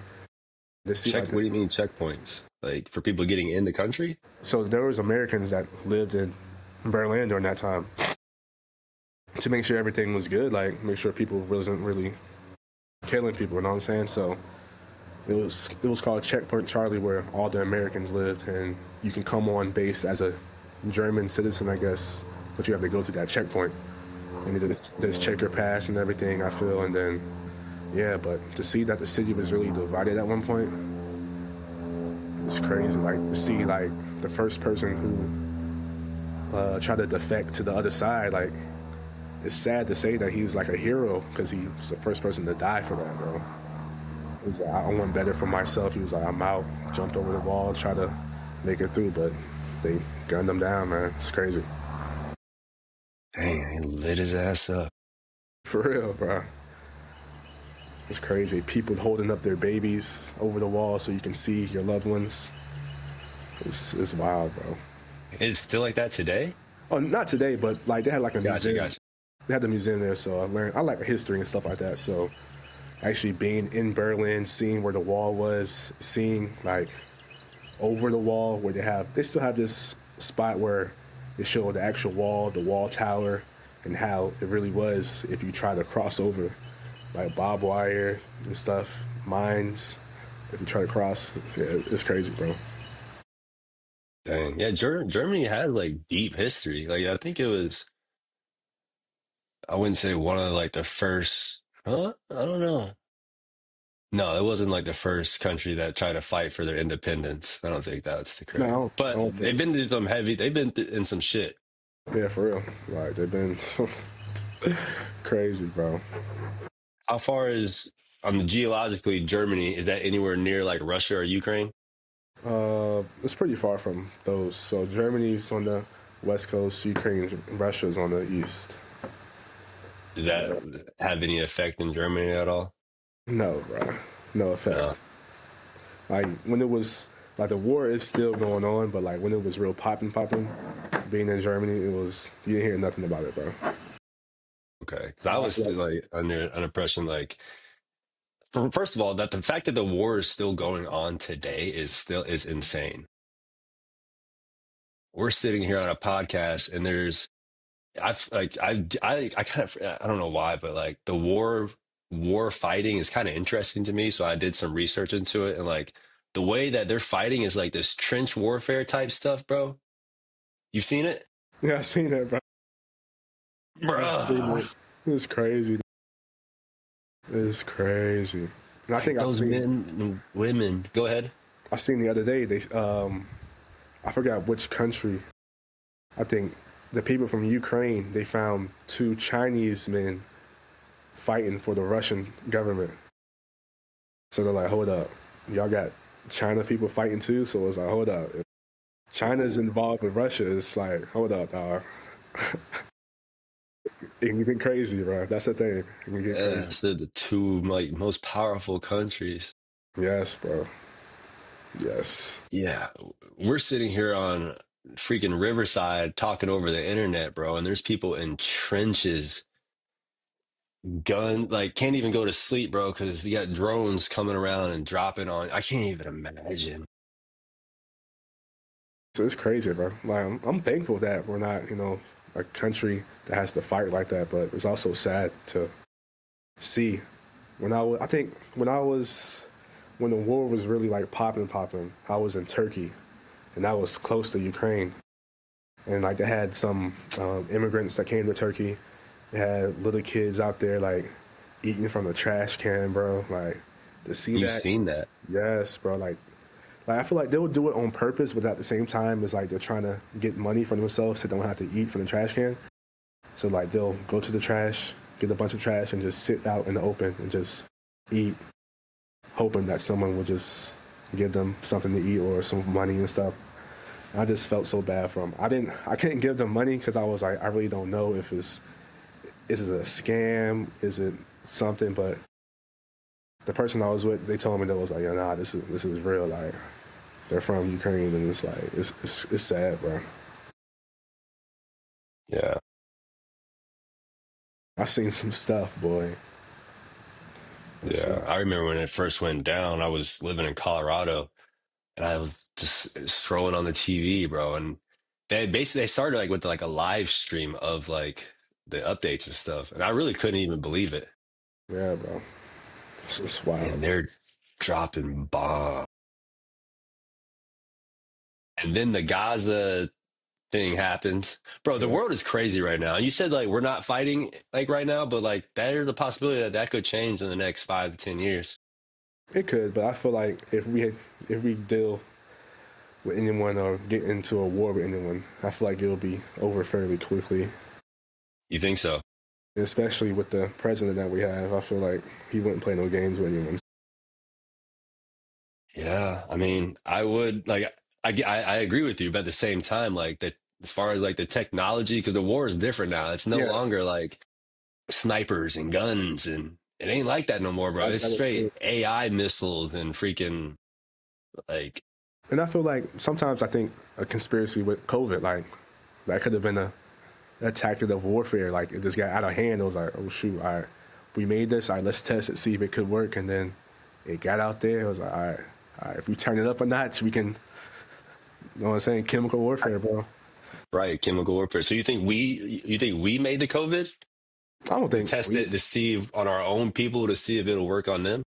No, I just think just airborne sickness. Like just you can spray something in the air, it can just travel. That is crazy. Did you ever get COVID? But yeah, I got COVID multiple times, bro. How was it for you? The first time it was bad. The second time it was just like a cold. So yeah. But it's crazy, like to think, like remember the China balloon situation? Where the balloon came over here, and Yeah, like which is still weird. The fact that how is a big ass balloon? I didn't see it, but I would assume it's a big ass balloon. Sneakily comes over to our country with nobody. but I feel like they knew about it. There was just like people started noticing it. That's why they had to say something. Like my parents, they say they saw it in South Carolina. Really? Yeah, like right here in my grandma's yard, you can see it. So what's the purpose of us just letting it slide, just to like keep an eye on it, to like see what they're doing? Like why would we do that? I guess to get information on it. I guess to see. I don't know. But it's like where they shot it down at. I think they shot it down in Myrtle Beach. Well, shit. Like they waited to make sure it get back to over the water and stuff before they shot it down. Yeah. Dang. Because it's crazy. Like, why would you let it come from all the way from? I guess it started in California. I guess, but come all the way over the United States, and then decide, all right, now we're going to take it down.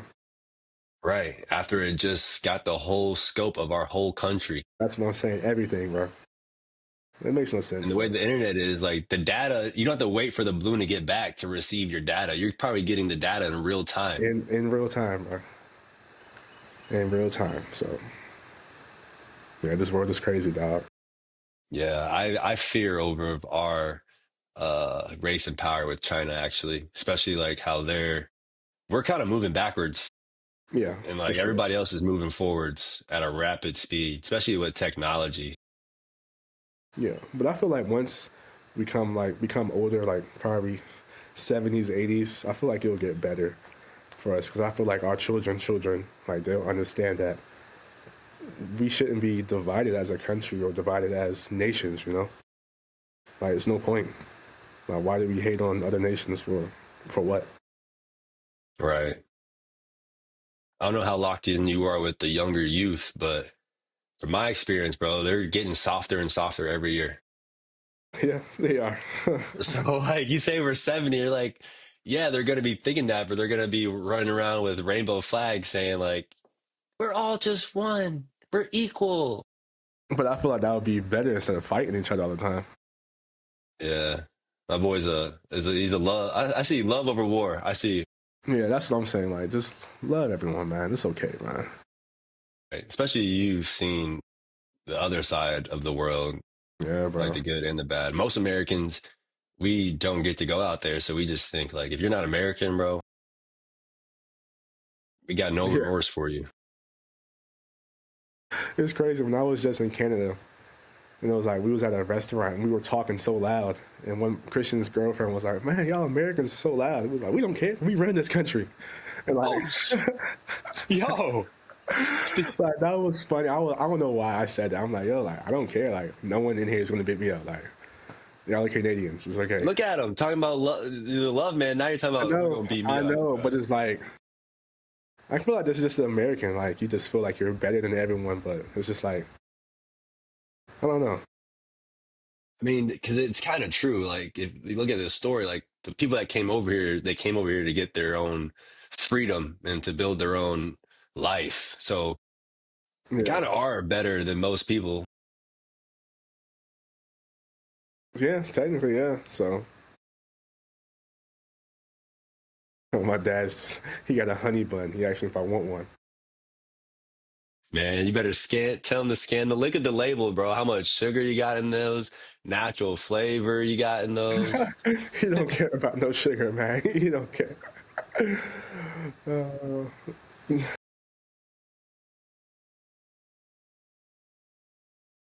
Pops is good. How's he doing? He's doing good, man. Just he's Tell actually. him to pop over. Tell him to pop over. I don't know if you're gonna remember him. It's a long time Probably friend not. of mine. Probably not. You want to see? Come on, he wants to talk to you. Noah Keener. You remember Noah? What up, hockey guy? What's up, big dog? How you doing, man? What's up, boss man? I'm doing good. How are You're you? looking great, man. Good, man. Look at you. It's good to see you, man. How's everybody doing? How's Yeah. the fam? Everybody's doing good, bro. Fam's That's doing good. that's good. Brothers are doing good. That's what's up. That's what's up. Yeah, you had like what, 3 brothers under you? Yep, 3 younger brothers. Yeah. Yeah. I remember I went to a hockey game once, and I was like, man, ain't no way I could play that right there. That's just crazy, man. That's just crazy. But it's good to see you, man. I'm still on the clock, so I'm going back inside, man. Take care, man. Love you, brother. All right, bro. Love you too. Good seeing He you. looks good. He looks good. Yeah, man. Dang, OG Pops, man. Gee, man. That's good to see him doing good. Yeah, obviously, from your videos, it's cool that you incorporate your dad into the videos. I remember one of those I wouldn't say like first video that popped for you, but you were doing the German rap reactions. Yes, bro. And your dad was in the video, bro. And I ain't gonna lie, he took your limelight. But the thing He is, stole like, the show. I was like, wait, I saw the reaction of people. I'm like, wait, I'm getting views. Hey, my dad, hey, come on, let's do another one. Let's do another one. I wish I would have made a separate reaction channel. But it was like during the time, it was just, I just stopped doing it because doing reactions is tough, bro. Because I was still new in the space. I didn't know how to properly do it well. So it took me a time to edit the videos and stuff. But I wish I would have continued doing that, bro. Yeah, there's people that make, and then just because there's so many different aspects that you can go into like the YouTube space, and finding a format that's like easily repeatable like that, which in my looking, I've never done it, but I would say like that's probably one of the easier formats that you could do. Like the Colin and Samir, they say like, if you can't, it's like a 52-week rule. If you can't do it every single week for 52 weeks, then it's probably not a good format. But that one, bro, y'all could have probably did one a week. Like, it's one point we was doing 2 a day, bro. But you could knock out, because the video is what? The longest video you're probably going to have is 4 minutes, maybe. True, because one song. That's what I'm saying. You could just knock out 5 one day, but all right, this is our, for the next 5 weeks, or roll it out, split out through the days. But sheesh, I might do that. But I'm thinking about another avenue I could take. Do a reaction video with me and my girlfriend, like German girlfriend reacts to American blah blah blah, you know? Like, you know, something like that. Does she have an accent? Yeah, she does. She does, yeah. That could work good then, because you know Americans, we're so like we're just so American that we hear something just foreign, we're just automatically dialed into it. So that could be a good format. Yeah. But it's up to her There's a if lot she of wants to people. do the videos or not. Yeah, don't force it. I said the same thing. I try to incorporate my girl into the videos, and at one point, like it was cool that I was like, dang, people kind of like seeing Shorty, so I like gotta put her on cam, and then there's like now's not the time, like she's not in the mood. So it's like, all right, girl, I'm gonna do my thing, and whenever you feel like you're gonna want to be in the video, I got you. Yeah, that was my thing too. Like, I'm big on, when I was young, I used to watch the couples channel. So I was like, I want to do that. But I also was like, if I want a couples channel, if my girlfriend wants a couples channel, I'm going to make her run it because I'm not going to force it. So if she wants to do it, but all right, we're going to do it, but you have to start the channel and we're going to do it, all right? So that would be, yeah. I still love those things, bro. And honestly, I want to do that too. Actually, we started a couples channel. Okay. We just haven't, because I'm in the same boat. Like, she wanted to do it. So I'm telling her, like, I created her the Instagram, I created her the channel. I was like, well, I'm creating it for you, but you also need to like have some input and interest if you really want to do this. Because I mean, that'd be the perfect life, bro. Imagine being a father, a family man. You got like 3 or 4 kids, and all you do is just make videos of your family's experiences. Yeah, bro. And That's paid. it's easy work, but it's like with that, everyone just has to be on board. So Right. that's the thing, you know. And it comes with little shit like your kids can't go to regular public school anymore, bro. I don't know if I get kids, like, I don't know if I'm going to put them on socials at a young age like that. I don't know. You're not gonna, because nowadays people are using their little kids to boost their views. For real. I mean, Is it worth it? It can work, but it's just like, is it really worth it for the kid? Because the kid doesn't really understand, you know what I'm saying?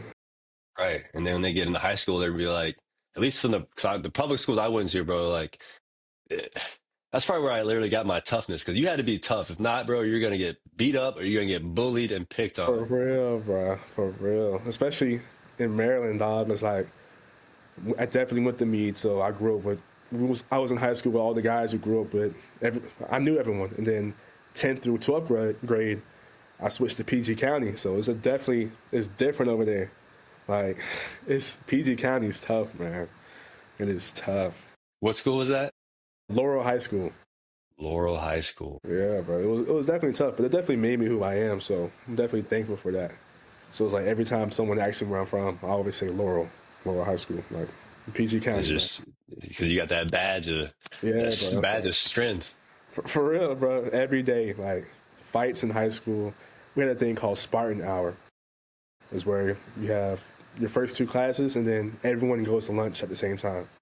So you have an hour to do whatever you want. You can go to lunch. You could just chill outside and talk, do whatever. But we had so many fights that went on during that time. The principal was like, nah, no more. Dang. We have them block lunch now, so we have block lunch for my last 2 years there. So it's crazy, dog. That's how it was when I left Maryland. We moved to Clarksville, Tennessee, and it was kind of the same shit, bro. Lunch was always like, I don't know why people, I guess maybe you're just hangry. Like people are just Yeah, hungry. They're getting just uptight, but it was always going down in lunch, bro. always, bro. Over some stupid shit. I remember one, like, I ain't gonna lie, I did dabble into it just because, like, it's your environment. Like, you have no Yeah, choice. Like, even in Maryland, bro, I remember I was getting in fights all the time. Looking back at it, I'm like, for one, I feel sorry for my parents for putting them through all those terrible experiences, getting kicked out of school for fighting. But in retrospect, bro, like, I'm just, y'all put me in this environment. Y'all put me in it's this school. What do you expect from me? it's just the environment, bro. You just gotta tough it out, live it through, bro. Right. But imagine if you put your kids on social and your kid comes into class and your homie's got old YouTube videos like this is you butt naked in the bath. Yeah, he was like, hey, but with that, it's like, hey, I make what's it called? I make 10,000 a month, man. Like, what's up? Woo. Right. Right. You can flex that way, like 10,000 a month, man. Like, hey. But thanks for another view. Literally. Yeah, the whole thing is crazy. Honestly, like that would be the ideal situation to be in. It's just the family vlogs, bro. Because there's still good creators out there that are doing it correctly and they're getting just paid. Like you said, everybody has to be on board. And it gets to a point where like you kind of have to like not fake some stuff out and act it out, but like you kind of have to like create some curiosity and something. Yeah, for sure, like definitely got to be animated in certain situations. Right. Like for some of my videos, I struggle with that myself. Like I know if I want my content to grow to reach certain people, I have to be animated with certain things. And sometimes I don't feel like doing that. I don't feel like, but like, yo, YouTube, yo, blah blah blah. Sometimes I just want to say like YouTube, like this is what's going on. Like I'm a naturally chill dude, so it's like to get on camera and fake it. I really don't like to do that, bro. It's like it's tough for me to Right. do.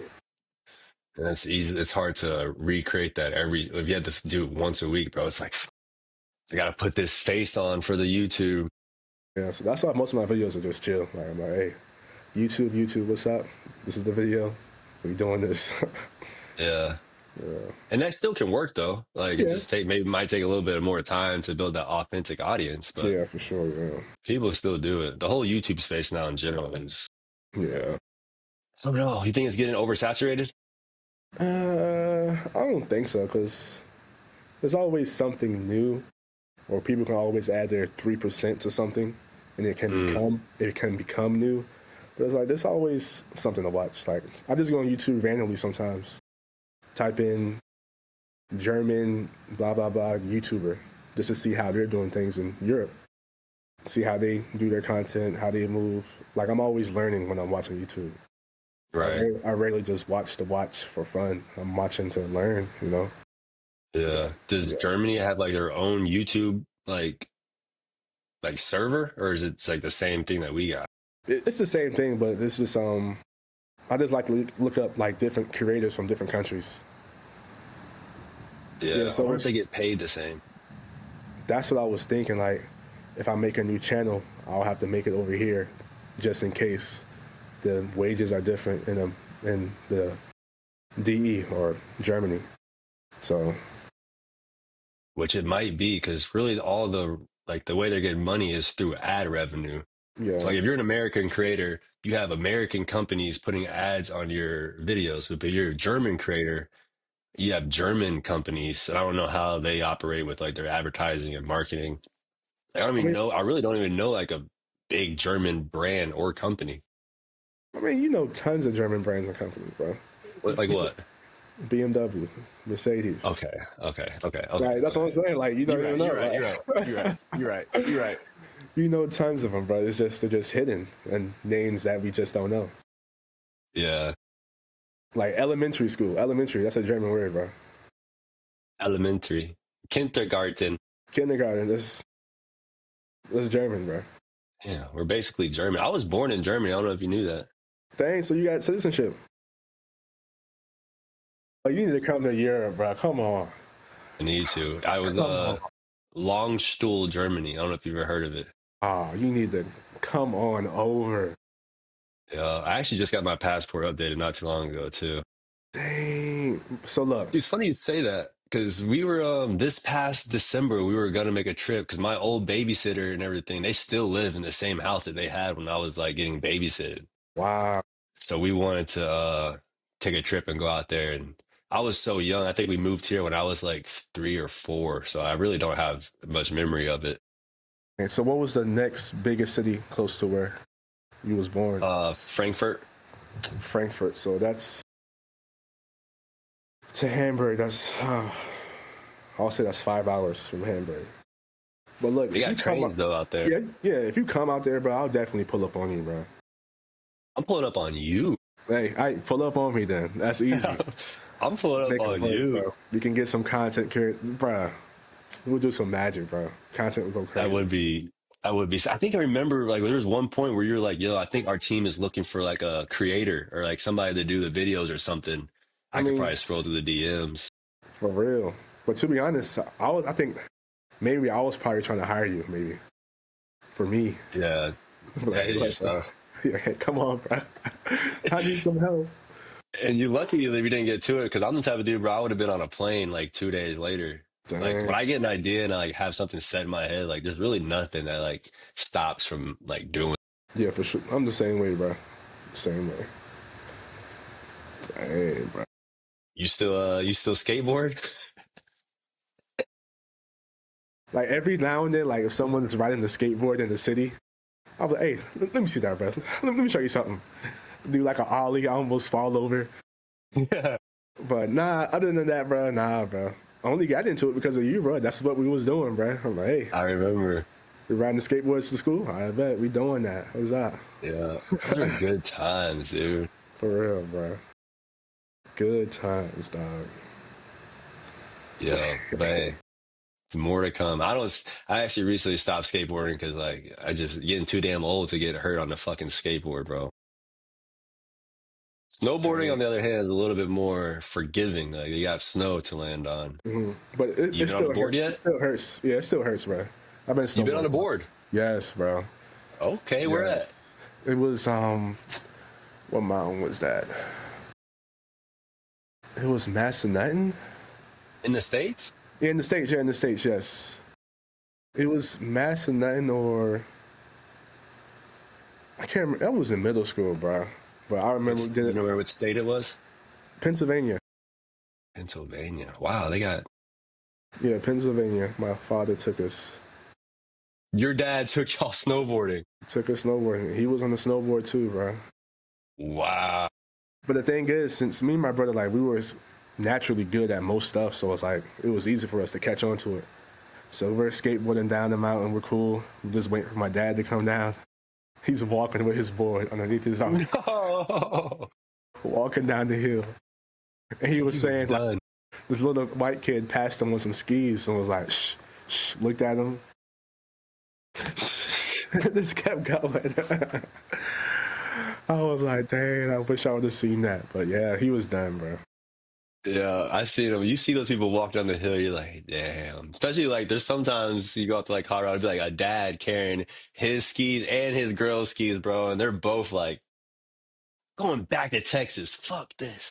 It's hard, bro. I'm not gonna lie, it's hard, but I have to get back into it. But I haven't done it since because I've been playing ball, so it's like the risk of getting hurt. I was like, nah, I'm good. Speaking of, bro, I remember your brother used to be really nice on the BMX bike. Yeah, bro. Yeah, it's like we used to do a lot of stuff, bro.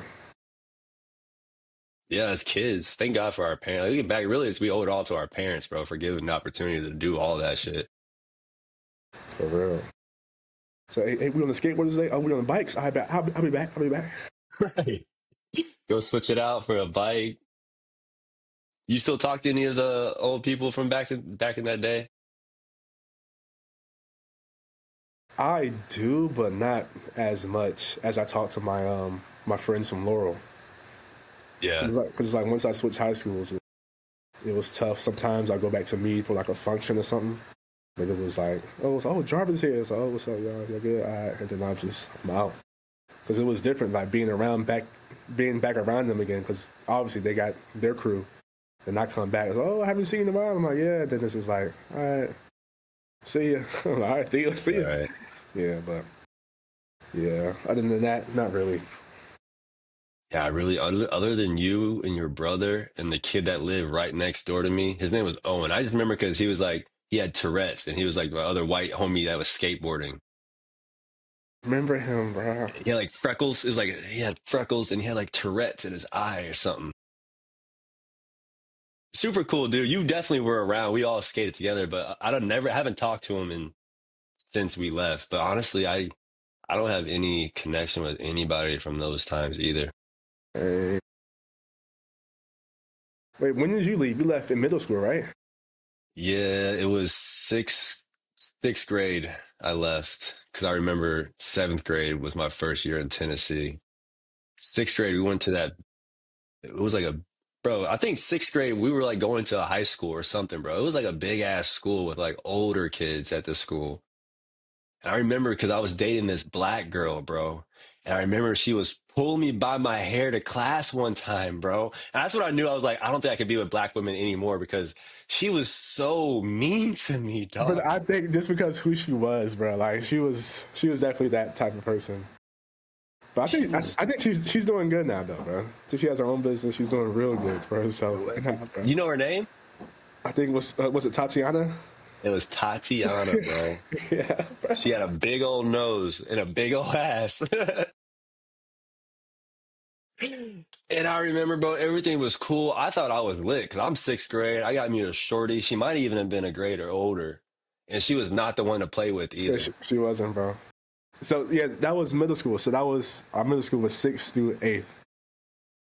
But it seemed like older kids went there because they probably did because they was flunking. But Yeah, I think so. I would never forget, bro. We're in this, and they had stairs, and it was a big ass. From like what I came to Tennessee, like it was a big school.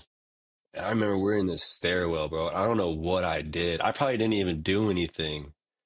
And I remember she came, bro. She grabbed me by my hair and was like dragging me to class, bro. I remember that school. We had 6th grade hallway, 7th grade hallway, 8th grade hallway. 2 floors, That was upstairs, crazy. downstairs. Yo, we used to skateboard and toss our shit in the woods right before we got there. Yeah. It's like, dang, bro. I remember what's it called? Sometimes we used to go through like the 8th grade hallway, and they used to beat us up, bro. See, it was tougher back then. We're tougher because of those experiences. Yeah. Nowadays, bro, there's no bullies, there's no fights, bro. Like, So what you doing in the 8th grade hallway? Like, just walking. Got to walk faster because you really wasn't supposed to go down there. It was like, oh, they catch you, it's over, man. Sheesh, that's crazy. that was crazy. Yeah, look at us now, bro. Pushing 30. When's your birthday? November 17th. Oh, so you just hit it. Yeah, I just hit 30. Yeah, I'm So you got 31 some this time. year. I'm 31 Yeah, this year. Bro. It's crazy. that's crazy. Like just hearing you say that, bro. Because obviously, last time I seen you, we were jits. For real. Dang. It's 31. Yeah. That's cool, bro. Keep doing your thing, man. You about to go over to Germany, wife up shorty, get your dual citizenships. Your kids gonna be speaking Deutschland and American. I think that would be a cool situation, though. I feel Yeah, you're gonna push them into the football space. whatever they want to do, bro. That's cool. Definitely, I feel like I'll push like sports, but any sport they pick, I'll definitely be behind them 100%. Yeah, same. I'm gonna do the same thing, but my nigga is not playing hockey. What? I That's remember I wanted to play hockey, man. it's I just so wanted to play. expensive. Like looking back at my parents, like I don't even know because I mean we're all from the same little area there in the same military. Like I don't know how they made that swing. And It's it's like, like, dang. dang, bro, the time, the weekends, like the driving an hour away to practice. Cause I was practicing in like Bowie, Maryland, which I really don't know how far shit was away. It was like Bowie and Chesapeake. And I Yeah. just remember it wasn't close. I would sleep on the way to practice and sleep on the way home. But the thing really, like, Bowie is really like right there. But Is it? because Laurel's next to Bowie. Uh, So I used to be in Bowie all the time then, because it's crazy. So if I would have lived, you remember Maryland City? Maryland City. Yeah, so you have Fort Meade, and if you took the back way to Fort Meade, there was a city called Maryland City where Russet, it's a neighborhood called Russet. I remember that word. And then after Maryland City, which that was still Anne Arundel County, there was a bridge. And if you cross the bridge, then that's PG County. I just lived on the opposite side of that bridge. If I would have lived on the other side, I'd have still been able to go to Meade High School. Mm. So that's the thing, bro. It's like buses will drive off base to pick the kids up from Russet or whatever, and then drive back to Fort Meade. But I just lived like a mile over, bro. I remember Bowie was like a nice area. Yeah, very nice, man. Like, but the thing about PG County is one of the richest counties for Black Americans. Really? Yeah. So everybody, so all the gangsters in PG County, they grew up in 5-bedroom houses, bro. Like how does that make? How does that work? Like dads are like NFL stars, rappers, trappers. It's just a rich community, a rich county, bro. Like it's just like a lot of Black professionals go there to live. Like most of them are doctors, lawyers, policemen, firefighters. Like they're high ranking. So it wasn't like a ghetto type. Nah. The thing with my family, we never lived in like a ghetto or anything. It was like we always lived in nice neighborhoods, bro. Nice neighborhoods. And of course you have your bad areas, but it's like the houses aren't run down. That's the thing. You know what I'm saying? Right. Like people. Again, shout out to parents, bro, for keeping us out of that stuff. The best at the most that they can, because obviously, once you leave the crib, it's kind of up to us. Yeah, it's up to us for real. I remember I was dating this girl in high school, and like she lived not in a bad area, but like her house or her neighborhood was just right in between our school and my house. So sometimes we used to walk back to. I used to walk her home, and one time I walked her home, and one of the boys in the neighborhood, like we was cool in school, but like they were like gang bangers or whatever. He said, "Hey Jarvis, what you doing over here?" I'm like, "Bro, I'm just walking Michelle home." Man, like he was like, all right, make sure you don't come over here no more. I'm like, all right, bro. I'm all right, bro. I'll see you in school. Like, all right, bro. I guess he was probably just acting tough around his friends or whatever. Right. Because they all knew me, but it was just like they just knew not to mess with me. But it was just crazy, bro. Yeah, I mean, especially like now, like you're you low key swole, bro. Under that sweater, you're probably swole. I've seen you in the gym. Definitely not the one to mess with when it comes down to that. I mean, yeah, but it's just like I'm like, bro, why is he saying that? Like, you know me, right? Like, and you know who lives over here, so why are you trying to act tough in front of your boys? Like, Right. I was like, all right, bro, see you tomorrow. See you in math class. Yeah, bro. Like, all right. It's just weird. You ever in high school like get into any of that jazz? Nah, because I was always just focused on sports, bro. Yeah. Like I knew I wanted to go to college to play football, so that was my main thing. It was always schoolwork, always made honor roll, because it's like, why not? Like, I'm in class, might as well learn something. You graduated too? Yeah. I had to graduate, man. Hey, I had to graduate. good for you, bro. So, I didn't like, graduate. You didn't graduate? I'm talking about high school. No? Oh yeah, high school. Yeah, Yeah, that's yeah. I'm talking about high school. Yeah. Oh, okay. Like, yeah. So in high school, it was like, yeah, you have your class clowns. You know what I'm saying? So I make sure I do my work fast because I'm trying to laugh. Do my work. I'm good. I do remember that, bro. You But were. I'm good. All right, Once what that we doing? paper got turned in, Jarvis was lit. Like, what we doing? I was like, yeah. They're like, hey, y'all ain't do y'all work. I'm like, I'm done. So, they're like, okay, but everybody else do your work. I'm just like having fun, bro. Because they can't say nothing because I made good grades, bro. So it's like, I'm answering questions in class. I'm making good grades. I'm just laughing with everyone else. That's it. Yeah. But high school was a fun time, though. Damn. You ever heard of Stevenson Stevenson University? Yes, in Maryland? I went to go there, yeah. I almost went there too myself. Dang. I actually signed this story. I did them so dirty, bro. I signed and committed to go there to play hockey there. They just Uh, started their D3 team. I remember, bro, they like brought me out to the campus. I toured the campus and everything, bro. And I was like, I signed the document saying that I'm gonna attend and play for the school. And then like mm, 6 months later, I called a coach. Was like, I think I'm done playing hockey, man. dang. You should have gave it at least one semester, bro. No, but what was really going through my mind was, first of all, it was like a private school, so the Yeah. cost was insane. It was like 65K or something Hey, crazy like that. same in my college, bro. Private D2 school. Same thing. Right. But I knew like my parents were gonna have to pay for that because I wasn't gonna do a loan or none of Yeah. that. And they were willing, even the worst part, bro, they were willing to pay for the school.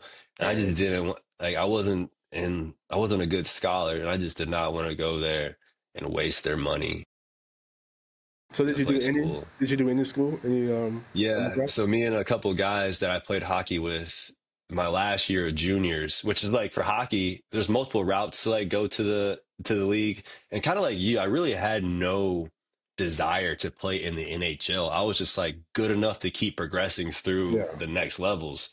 So when it came to where I graduated high school, and I didn't even play high school hockey because it was like kind of trash. You played travel hockey. It was like the thing like AAA hockey. And then after I graduated, I was like, what? I think it might be over. And then my coach was explaining to me, like, no, like you can play juniors, which is like I don't think they don't have something like that for football, like a junior football league in between. So it's like basically it's like another, they have like college and then there's like juniors, which are both equal, have equal strength to get you into the league. So my coach told me I could play juniors, which is like you can play until you're 22. I was like, all right, bet I'm going to try that out. Went to a few tryouts. I went to like one in Texas, and then I went to a tryout in Michigan. And the fucked up thing about hockey, bro, I went to go try out for in Michigan for a team that was in Tennessee. So like, because they didn't really have any good talent here, so they were scouting from like these northern states where all the kids play hockey. Yeah. So long story short, I made the team, played juniors for like 2 or 3 years, and I like went up to the next level. And me and like a few guys, they're all from South Florida. And they're like, yo, what are we gonna do? And I'm like, I think I'm gonna go to Stevenson next year, blah, blah, blah. Me and the kids that went to go travel, we didn't they were kind of squarish, like Yeah. square, like they're not like people that I would like hang out with on a day to day. So I was like, damn, bro, I'm gonna go and just kind of be with these squares for the next 4 years at this private school. That's really not my like I'm not really a private school kind of dude. Yeah. So I just didn't see it working out. So me and a couple of guys were like, let's go to Florida State, bro, and just party and have a good time. Because I they're know that. from South Florida. So they're like, bro, FSU is lit, Tallahassee's lit. And I never even heard anything about Tallahassee or Florida State, Seminoles, none of Sheesh. that. Bro, I got down there. I'm already knowing, man. Sheesh. Yeah, it was an experience for sure. But I kept playing a little bit. I played on their FSU inline hockey team. So I Okay. still was like in the thing, but ended up getting caught up in some shit and never finished school. Sheesh. But I'm glad you experienced like the actual going to school part, bro. Oh yeah, I recommend that for everyone. Like if you're unsure, just try one semester. You might like it. right. And not saying that it's not a bad thing and it can't work Yeah. out for you. If Yeah. I were now, I think I just was too immature and too young to understand like the impact that it could have on my life. If I were to go to school tomorrow, bro, I probably would do really well. Yeah. Yeah. If You know I what I'm do it all saying? over Just again, I'll do things way differently for sure. yeah. Not saying that like I'm not cool with like where I am today, but I would have definitely took school more seriously, would have networked properly and would have made some contacts that would have helped me through today for sure. Yeah, bro. That's But the it is thing. what it is. Networking is big, bro. It's big. Yes. All who you know, dog. Right. And they say that growing up until you experience it and like you get into a situation, it's like think like you're equally as qualified as somebody else, but like they get the opportunity over you, and you're like, damn, what happened? Oh, it's because so and so their uncles golf together, and it's like Hey, yep, there you go. There it makes is. sense like that. What did you study in college? Sports management, man. I just Because honestly, I just want to play football. So I was like, what's the easiest thing? Sportsman? All right, let me do that. True. And just You in think you're case. gonna do anything with that? So my plan is, right, to work for the league and then eventually become the commissioner of the league. Let's go. That's my goal. That's what I want to do. I know it's going to take some time. I know I have to eventually learn German, but I feel like an American should be holding the highest position in that league. Let's go, bro. Hell yeah. I So we'll love see. hearing those kind of goals. I feel like a lot of people, they just shoot too low these days. Yeah, bro.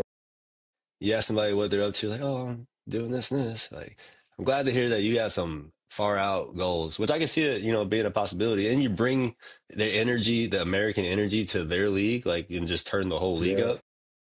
Yeah, like the league is already lit by itself because the commissioner, he's a great guy, Coach Azume. We call him Coach because he used to be a coach for the Hamburg Huskies back in the day, and he also played in the NFL. So like he's well Oh, known. shoot. He's big on RTL, the German broadcasting company. He does all the Dutchland NFL commentary. So every Super Bowl he's there. Every almost American game he's broadcasting for it because he does the voice in German too. So it's like he's the man. When he walks in the stadiums during our games, bro, everyone's cheering his name. He's just like he's lit. Dog. Is he American or is he German? He's German. Oh, okay. Yeah, so there's lots of Germans over there that played in the NFL. So yeah, bro. Dang. So you're going to shoot for the commissioner. That's awesome, man. I think it would be dope, bro. Like an amazing story. Like eventually, once I'm done, like I'm gonna say when I finally do it, to look back, I was once a player that played in the league and worked my way up. Content, all right, marketing, all right, director, blah blah blah, and then so and so commissioner. Like that would be crazy. Yeah. See, yeah, on the field of Fort Meade Cougars, bro, they didn't even coming from there to that. Yeesh, bro, that would be a great story to tell, bro. Yeah. Dang. Yeah, but we'll see though. We'll see. Hey, bro, I've been following you for a long time. I'll always be rooting for you. I'm in your corner. You always seem use me as a resource if you got questions or need some help or you're just trying to figure out something. I think the last time I told you is like, if you need help with any of the content stuff, you can Yeah. always reach out and I got you. So For sure, I got you. I'm definitely keep that in mind, man, for real. But you're gonna have to send me that YouTube channel you was talking about so I can check them out. yeah, the Colin and Samir show. Yeah, I need to tap in with them and see what they're talking about. You can nerd out and basically just learn the business of YouTube from different aspects. And it can get like information overload though. That's what I was like, what do they call it? Like information paralysis or something where it's just like, fuck, bro, there's too many revenue streams and content styles and which it really is. You just got to find whatever works for us. Yeah, I say us because I'm still trying to make something shake too. for sure, man. But I think like the vlogging style, I feel like that's gonna die out soon. I think it's already died. Like the typical vlogging style, yeah. Like now, I know it's kind of old now, but I like the clip style. So all right, What's next that? clip. So it's like you shoot a clip, say, all right. So today I'm going to I named the channel, not the channel. I named the video. I bought a Ferrari today. All right, but the first clip is me just eating at a restaurant, talking to the camera, and then all right, next clip is me probably in the store, like buying shoes or all right, next clip is something else. Next clip setting up, but you're not really setting up. There's no transition. There's no, and then eventually it gets to me buying a Ferrari, and then so it's like, yeah, I like that better because it's like it's unpredictable. You can't really like think what's coming next. Right. Yeah, the whole like that would include like a lot of storytelling to Yeah, because now with the retention these days, bro, if people don't get what they want in that first 5 minutes of the video, that's what I'm saying. Yeah, they're clicking on the next recommended thing on the video. So it's for like sure. it's kind of crazy, but with the time and persistence, I don't see why it wouldn't work out. For sure, man. But we'll see, man, where things head for us, man. We're gonna see, dog. I know definitely we're gonna make it in our avenues that we want to do. So we just gotta Yeah, keep for striving sure. for it. And honestly, like speaking in the whole out of the whole world of context, bro, like we are successful in our own ways already, especially you. You know, in the football, there's not many people that can say that they have done the things that, you know, we both have done. So we've already seen some success. It's just wherever we're setting the bar. Like the bar for me is way higher than where I'm at currently. So I still have a lot of work to do. Some other people could be like, wherever you're at, like I'm cool. I did it. That's my bar. So really just got to keep pushing that bar forward. Yeah, for real. But it's crazy you say that because with YouTube, my bar was 10,000, bro. You smashed that. So I got that. I'm like, all right, I'm done. Like I don't need to do nothing else. I was, so I don't need to post no more because my goal was 10,000. On Yeah. TikTok, my goal was 50,000. I got that. It's like, all right, I still posting it, but it's like that wasn't my goal. Like I'm good. Do you think you lost like ambition because of that though? I would say yes, but it's like I'm cool with that because I know what my goal was. It was never just to get rich off of it. I just wanted 50,000 or 10,000 subscribers. You know, like that was just my goal. Like I still post in there, but it's just like because I see the outcome of what it could be. But it's just like I just do it just to do it now. Right. Before, when I was really big on YouTube, like, I was posting like almost twice a day sometimes. I was really hungry to get 10,000, bro. Like I was posting a lot, buying stuff for the channel. I need this, so I can review this, review that. Blah, blah, blah. But now it's just I like, seen the work. Yeah, I seen the effort. yeah, now it's just like, okay, I'll do it. Like sometimes, like when I was starting heavy, I'll do a YouTube video and I'll go on Instagram. Hey, I got a YouTube video out. Check it out, check it out, check it out. Now I don't even do that. I don't even do that no more, really, because I really don't care. Right. But it's like I'm gonna try to get back into it. Just gotta set a new bar, bro. A new goal. Make That's the some new thing. goals. That's the thing. I gotta eventually sit down and go, all right, this is what I want. Which I mean, I need to do the same. I have an idea of what I want, but I have so many avenues how I can get it. Like my goal is to get a GT63 S Brabus Mercedes. This nigga said the Brabus, bro. I already know exactly what you're talking about. See, that's my The goal. So big it's boy, like that's what I'm saying. G Waggy. Yes, yes. Brabus is my goal, bro. And I What told color? my girl, black on black. I told my girl I'll get her one in 2 years. I said in 2 years I'll be famous. Okay. I'll get it. So now I got And 1 it's year. been I got 1 year. 5 months. Oh, Yeah. so I you got better 1 get to year. work, dog. Yeah. I mean, I feel like it'll come naturally. Yeah. Like if it would happen, it's gonna happen, and it's gonna be like, wow, like I actually did it. So we'll see. Yeah, it's funny you said that because when I first started, I never had the goal. My goal wasn't to get rich and famous off of YouTube. I just wanted to make videos to where I can look back and see the Yeah. travels. And that was all it is. But when you do that, you start seeing like shit gets to your head a little bit. You're like, damn, like people are really making like hundreds of thousands of dollars a month from doing Yeah. this. And then like, so maybe like we both need to go back to the drawing board and set some new goals and Definitely. new For sure. aspirations. And it's like people ask me all the time. They're like, yo, I wanna. Mostly football players are like, I want to start my YouTube channel. I want to do the same thing you're doing with content. Like, how do you start it? And I always say, bro, just start, bro. Like, I can't tell you how. Just record and just start. Just post. And it's almost Dude. like I'm a hypocrite to them because I don't do what I'm telling them, but I've done it already. So I'm like, all right, this is what you just gotta do. Just post, bro. That's it. Someone's gonna watch. A lot Especially of people getting might not watch. started. Yeah, but someone's gonna watch. Yeah, it's funny you say that because you could easily, bro, do like some type of consulting, like at least like not, I wouldn't say coaching because then you're like hands on, but like people are reaching out to you like that. You could probably charge them to give that information, to give them that knowledge.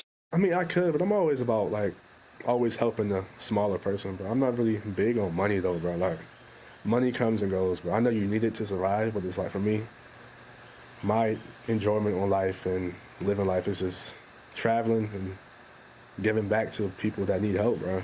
That's my thing, bro. That's awesome. I'd rather give out free game than having someone pay for it. Right.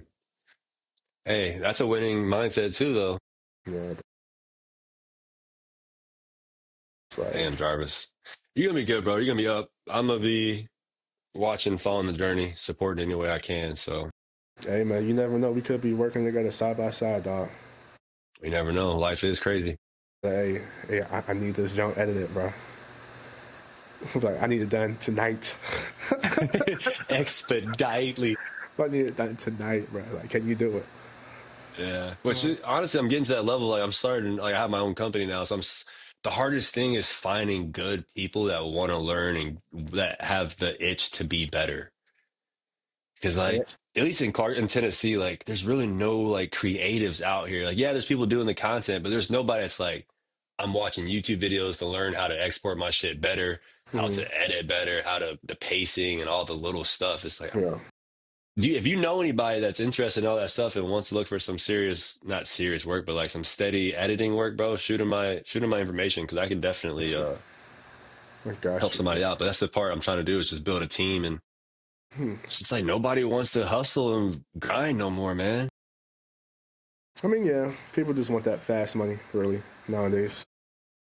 Right, that quick internet TikTok Yeah. shop. I don't know. Are you on TikTok shop? I mean, I do some TikTok stuff, yeah. Because if I Have you like heard of see a TikTok pop, shop? yeah, for sure. Like, if I see something that I want, I'm like, all right, I'll do this video. Get a free sample. I'll do the video, like, because I want it, not because I want to make the money. I just want it for free. Mm. Yeah, so yeah. They send you the But product for free. yeah, so you can apply for a free sample or you can get a refunded sample. So you can buy something and then once you make your first sale, they'll give you your refund back. Yeah, so most of what I I do is the free samples. I always wondered. I'm not on TikTok myself. For some reason, bro, it's just I can't even click. I can't even open the app, bro. It's just It's a good app, bro. I like it, bro. really. I like it. You can definitely learn a lot from there. That's the It's, thing. The algorithm and the way that's built, bro, is too good. you know, It locks you in too good. That's my thing. Like I really don't be on socials. I don't be swiping. I call my girl the swiper because she's always fucking swiping and tapping on stories. And I'm like, bro, you're so worried about what everybody else is doing. Like, why don't you like create your own stuff or make your own stuff or get your own vibe? true, true. But TikTok's also a way to blow up too, bro. No, it is, Because dog. you said earlier, you said, hey, no one's gonna watch this, right? We've been talking for 2 hours and 20 minutes. We got like at least 70 clips we can post on Easy. TikTok. Easy, bro. And people are like, oh, where's this podcast at? And then boom, your YouTube channel, boom. You know what I'm saying? I think I need to get on TikTok. I'm You- more of like you- a posting ghost. yeah, yeah. That's what I do. I posted. I did a video for Instagram, like a football video, yesterday, and they say the best is to post it and just close the app and just let it take over. You know, And what's your IG sitting at now? I'm about to pull it up. I think 35.6 or 7. Because I've lost a lot of followers since I haven't been playing football no more. And I was doing like a drip or drown series where people can have the chance to be on my page, and I stopped doing that. I like that series, bro. Especially the intro is so hard. You're like, is this drip or drown? But it's like I got bored with that, bro. I got so bored, and people like I feel like maybe I want to say I was the originator of that, like with that whole setup with that song and everything. And then I noticed other people start doing it, so I was like, you know what? I'm gonna let them have it. I just stopped doing it, bro, because it was just too time consuming. There was too many messages to read every day, and I felt like people were getting left out because their messages are getting pushed down to the bottom because I have so many people messaging me at one time. So I was like, man, I can't do Like this. sending in their drip. Yeah, and then there was this football page. It's like they stole my whole flow, so it kind of ruined me. Basically, it's called field drip. So every person that I drip or drown, they took the pictures and just posted it on their page. Like, yeah, these people are dripping, and then now this page has over 500,000 followers just because. Yeah, so it's like now he's making it a business now, bro. I'm like, wow, I gave him the platform that I couldn't see, but he saw it, so I was like, hey, it is what it is. So that's Man, one reason why I stopped too. you reached out to him at all? No, because I'm not hating on this. Just because I was on that page, I'm like, wow, he's trying to do what I'm doing, but in a different Yeah. way. But his way worked better. And then for me, like I didn't want my page just to be about other people because it was still my personal page. So I was Hmm. like, I can't just keep promoting other people on my personal page, and it's like it's weird now. Like I can't right now. I feel like I can't even post like regular stuff because people want to see football content. Honestly, you can't, bro. It's like You just really, the you other really can't. It's a football. It's a honestly yeah, what you created so far. That's a football brand. yeah, bro. Like I posted my Canada stuff, and I was like, I felt weird doing that because it was all That's the football way the stuff. algorithm's built now. Because they're Yeah, not there for Jarvis no more. They're there for football. yeah. But we'll see though. It is what it is. Yeah, I feel like you have the perfect space though for like the whole brand deals and sponsorships. Like that's like probably right up your alley though. Yeah, it's on my alley, Product but endorsements. yeah, but it's like nowadays most companies they want you to do a video for free product, and it's like I'll do it if I really want the product, but now just like I'm not doing that no more because I'm seeing what other content creators are getting off of these real brand deals, bro. Like for a 1 minute video, you can make $10,000. So it's just like, dang, bro. It's like so I'm really stopping doing the free video for product. Yeah. You built it, bro. You like on the outside looking in, because I've worked with tons of clients. We've held tons of YouTube channels. You got a good foundation to build off of in the football space. And I keep saying that because the way the algorithm works now, if you try to incorporate your personal stuff, it just might not hit because people aren't subscribing to that for that. But as far as the football thing, bro, I definitely wouldn't shut the doors down. Especially if it's a passion of yours, you could always, Yeah, make something of it. yeah, definitely because I'm always going to be around it. So it's like might as well just keep it up. Right. Yeah, definitely don't shut it down. But at the same time, I don't want to be that old guy trying to relive people. Oh, he's trying to relive his days of glory when he was the greatest ever. Right. Yeah. Definitely got to evolve because you can't be 45 years old doing helmet reviews in the closet, bro. Like, Unless like I but you make my evolve though. You yeah. evolve. Unless I have my own company, you know what I'm saying? It's like, oh yeah, we sell helmets, blah blah blah. This is what we're doing. Yeah. Yeah. You heard of this YouTuber, basketball content creator, Jesser? Yes, sir. Nah. Bro, check out his channel. It might give you some inspiration because you could easily, because like what you have that regular people in the space that don't have, and you have access to like you have access, which Colin and Yeah. Samir, they top into this, but you have access to like cool experiences, football, overseas football. You just have a lot of access that nobody else has. Yeah. Check out that channel, Jesser, and it might give you some format ideas. So you got to send me that channel, man. Yeah, I got you. I ain't gonna lie, bro. It's the thing now. I just kind of nerd out. I really don't. I I really like don't that do stuff. much, bro. Anything with cameras, thing like YouTube, like I love that stuff, bro. Right. I mean, it's crazy. I That's was just respect.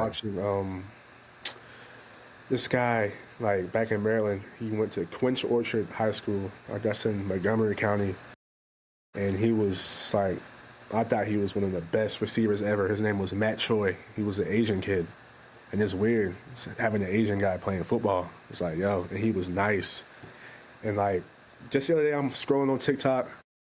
I'm looking. I'm like, oh, okay, Matt Choi. Wait, he's running. He's a runner. I'm like, wait, Matt Choi. Clicked on it. Like he has a huge following. Now he's switched to like running, like marathons and stuff. Like, I went to his YouTube channel. He's crazy good, bro. He has his own company. People filming him run, testing out shoes, and it's like he just did this crazy marathon where he ran for 24 hours, bro. So he did like a ultra type marathon. Yes, bro. And I was like, wow, like he transferred from football to just running. I'm like, it's like how he do that, bro. I'm gonna hit him up one day and be like, yo, like you was an inspiration to me as a kid, bro. And now you still are inspiring me as adults Yeah. now. So it's like, wow, it's crazy. And you got the platform, bro. Where like you, as I'm saying, like you have the platform, just the way this shit works, like to be able to pull up on them because you have some type of leverage. You have like a little following, so you could definitely leverage that. It's funny you say that, bro, because that's like the space that I'm in now too. Is like Like I do like triathlons. I'm doing my first marathon this year. Very I did my nice. first triathlon last year. I'm training for one this in June 1st. I got How was another one that? coming up. How was that? How'd it go? Honestly, I didn't train at all. I did zero training. But my goal wasn't to win. My goal was just to finish. Just to finish, yeah. Yeah. I just wanted to cross the finish line. I've never done anything like that before. So the way you do it is you do a swim and then you Mhm. bike and then you run. Okay. I knew I could do the biking. It was I think it was 13 miles on a bike. I mean, anybody can bike, bro. It's like you're cruising basically, yeah. You're cruising. And then the running part, I knew I could do that because if you can't run, you can walk. Yeah. You're gonna finish that. Swimming part is the part where I got in my head a little bit because you're swimming through like river. You can't touch the bottom, bro. Yeah. Oh yeah. That's tough right there. 600, I think it's like 600 meters is the one I did. I didn't do the Olympic, I just did the regular 600 meters. Okay. And I almost drowned one time, but that was because I was trying to be funny for the camera. I have a video of it on my on my YouTube channel. My mom was filming me, and I was like trying to be cool, like, watch this stroke. And I was stroking. And then she's like, all right, I'm gonna go to the top. I'm like, all right, bet. As soon as she turned around and walked, put the camera away, bro, I was bloop, Oh no. bloop, bloop. So I turned around to my backstroke, Yeah, bro. finished it No. out. But no, it was honestly like super rewarding, and it's almost getting to this point where it's like getting addicting now because like I'm doing these races, like these 5K races, like almost every other week. And yeah, I guess it's another way to be an athlete without putting a jersey on. Yeah, for sure. I love a good 5K, man. You running them? No, we used to run like the Thanksgiving 5Ks, like on base sometimes. Yeah. Yeah, so I used to love those as a kid, man. It's just a cruel, easy 3 mile. Like, Yeah, bro, it's easy. Then I have a naturally long stride and naturally like fast jogging pace. People think like you sprinting. I'm like, no, I'm not sprinting. I'm just striding out. I'm good. dang, maybe that might be the next thing, bro. Join a race. I might be too heavy, bro. I might have too much muscle for that, bro. Okay. Okay, big dog. I might have too much muscle. What you weighing in at? Like 210? 220, man. 220. Yeah, bro. And you look like you're under 6 foot. Yeah, I'll say I'm 5'11", 6 foot. But on So you're on packing. the football field, I look 6'1", 6'2". Like I look crazy In on the German football football. field. I look crazy, bro. People I mean, think I've seen the they think I'm a linebacker or a safety. I'm not. yes, bro. I play receiver. They're like, oh yeah, Especially the drip that you wear. Like you wear like the freaking what was his name? Like Marshawn. You look like Marshawn Lynch out yeah, there, bro. bro. I'm like, hey, man. So I'm trying to be better than everyone else. I be in the gym, bro. It's like the past few years, I really like for off season, I didn't touch the field at all because I knew the field work. That's easy. I was just in the gym, just lifting weights, bro. Are you still in the gym like that actively? Not actively because I know I'm not playing, but it's like I go, but it's not. I don't train as hard as I did. You know, What does your workout like regimen look like? it's the same thing, man. Every day, I have upper body or lower body. So but it's all dumbbell work. I don't do any bench. A gym or at home? Yeah, gym. Sometimes I work at home. For COVID, I brought over $2,000 worth of gym equipment. I have some of it out here, but it's like most of it's in storage. But I was going hard in the gym. It's either upper body or lower body. I just split it up those days. Then I might do a full body one day, and then yeah, How often? Like daily? yeah, every day, every day. Or I may not look like it, but I'm in the gym every day too, bro. Getting after it. Hey, bro, as long as you're doing something, bro. I Yeah. always tell people that one of my close friends, Maze, like, he said, bro, I'm trying to get big. I'm like, bro, just go to the gym, bro. Like the hardest part is going. That's it. That's with anything. The hardest part is starting with anything. Exactly, bro. Even with this like podcast, like everybody was like, nobody's gonna watch it. You don't.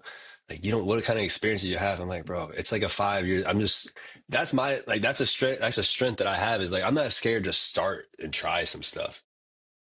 even in the gym. And I would argue that the first hardest part when it comes to the gym is starting.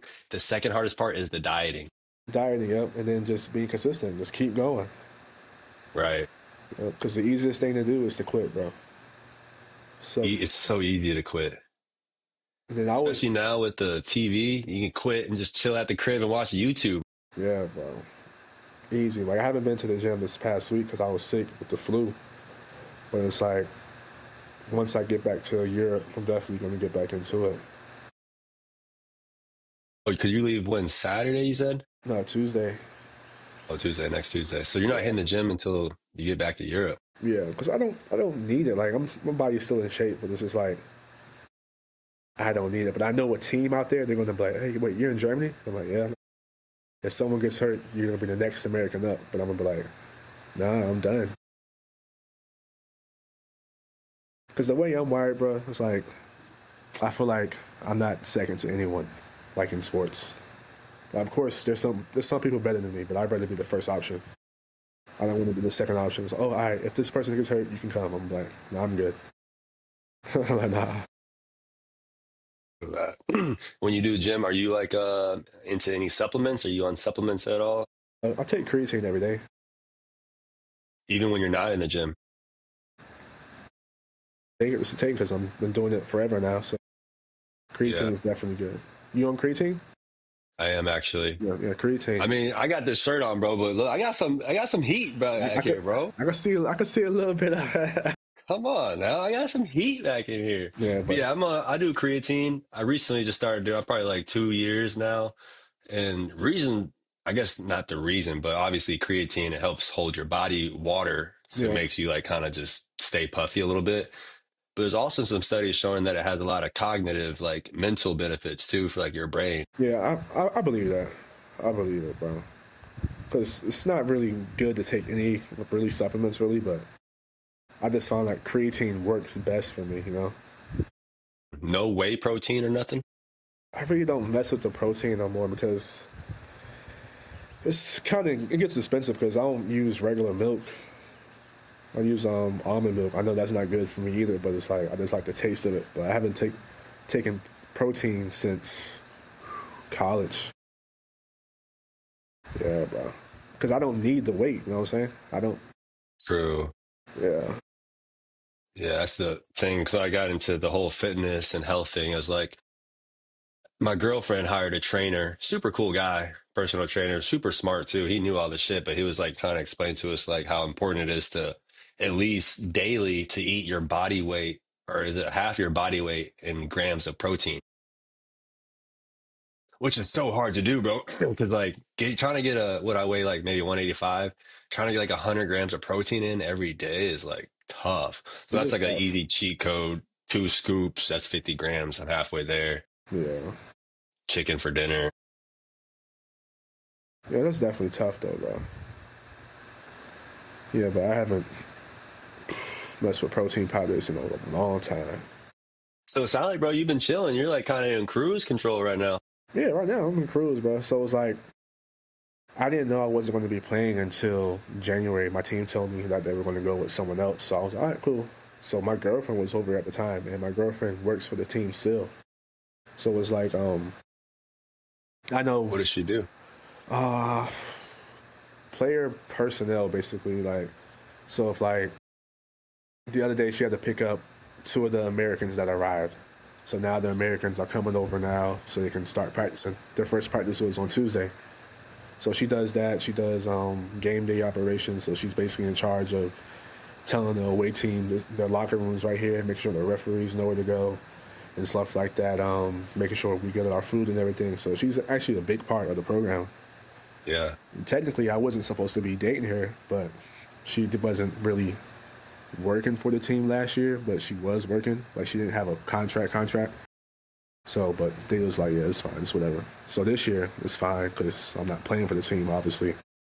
But I know. That's how you met her, was through the program, though. Yeah. So you're like, dang, this shorty's picking me up from the airport. Who is this? Yeah, but I didn't meet her at the airport. It was just, she was there at one practice, and I'm like, who's that? And then it was, rest is history, bro. Boy, put on the Riz. That boy rizzed up. Hey man, it's crazy. She actually hit me up, bro. Oh, so you got the ultimate Riz, but you don't gotta do shit. Yeah, bro. Dang, it Yeah, be like that. so obviously the team that I played with is in Hamburg, and she still works for the team. And I get there on Tuesday, and I was like, "No, what? I want to go to the practice on Thursday to see the guys and see the coaches." And I already know the coach. Oh, drivers! Oh, you're here. Nice to see you. He's like, "Hey, you gonna be ready?" You tell them that you're not Yeah. interested? I'm not gonna tell them I'm not interested. I'm just gonna be like, "You had your chance," because like they wasn't sure if I was healthy or not to play this year with my Achilles. So it was like it was a risk they would have took. But if it would have said, "Yeah, we're going to be signing you," I would have done everything to be 100% by what last Tuesday. Well, I would have been fine. Like I'm back to running full speed and everything, but it's just it would have been a rush to get it back, quick. I hear you. So have you like made like an announcement on your socials or anything that you're done playing? Nah, I don't think I'm gonna do that anytime soon. Nah, bro. Because I feel like if I get this job with the league, then I'm gonna say something. But other than that, I feel like there's no need. Yeah. No, I was just curious because I was under impression that you're still in the league and everything. Yeah. I mean, I like for people to think that, like I'm still playing, I'm still just or taking the off year, whatever. But I feel like if I do it, it's gonna be like a real big like a video. It's gonna be like a production. Like I'm gonna Yeah. sit down and do it right. Do it right and use that to segue into Yeah. your next thing. That's what's up, bro. Do you think sorry, I'm just still so just like It's good, bro. I got all day, dog. I ain't tripping. I'm not doing nothing. you think football is like your identity is built around football now? Because like Uh, they say like sometimes I mean, never mind. I don't know how to word it correctly. I'll say yeah, because that's what I've been doing since forever, bro. Football, bro. Every year. So I played other sports, basketball, track, baseball, whatever. But this is like those sports I gave up for just this one sport. Like it's been years I played baseball and football when I was no basketball and football. And I told my dad one year, I was like, no, I don't want to play basketball this year. But I never said that about football. I never said that ever. Yeah. When I stopped playing hockey, bro, I was like low key lost for a few years. I think that's what like I think that's probably why I got and did the shit that I was doing because like I really didn't have an identity after that being a hockey player. I was like, shit, what do I do? Who am I? What's the next move? And I didn't have anything. And then I moved to Colorado and I was like, all right, I'm a snowboarder now is what I'm gonna be. And I had this whole dream, which I was getting really close to doing it, like just being like action sports videography, like just following, doing the snowboard and mountain type content. Uh huh. And it was going good, bro. I started getting some really good opportunities. And then I met my shorty, bro. Hey, hey, at Do a least, curveball. hey, but they say the shorties make you better, man. The perfect one's gonna be the one for you. Gonna turn you up. Yeah. Which, yeah, it was not a bad move. Great person, good human. Yeah. But it's just like, dang, I've restarted and reinvented myself so many times that it's just like, and I don't know, it just maybe took some growing up to realize it. But like, I think I'm just gonna just stick to what I know now. It's just business, marketing, videography. Oh, dang. Sheesh. I feel like it'll work out, man. It's all gonna work out. Yeah, I'm not worried about it. I'm ready to have kids so I can turn my kids up, I think pass it down. I'm getting to that point, bro. You got friends that have babies and stuff? Yeah. That shit, baby fever is a real thing, bro. Especially when I see like how good of dads like my friends are, and like It's like, I sheesh. don't know. I guess there's a point where I was like, damn, I can't. There's no way I can even afford to have this, or even just. I'm not even mature myself to like do it. But then you realize like nothing's gonna be perfect. Everybody has hella help when it comes to like having children. Like your family and parents and everything is there to help. But they just make it look so sweet, bro. So I'm like we might try for a kid this year. Okay, nice, nice. Yeah. That's what's up, bro. That's what's up. And then with that, it's like it's still new, so it's like wow, like people can help you with it, but you can only experience the way you're going to experience it. You know? Right. Which Yeah. I want to do it the right way. Like I had a buddy the other day, or it was But actually but yesterday. but what is the right way? Your way. That's what I'm saying. So it's like no matter what you do, it's the right way for you. That's the best you That can is do at that true. moment. You know? So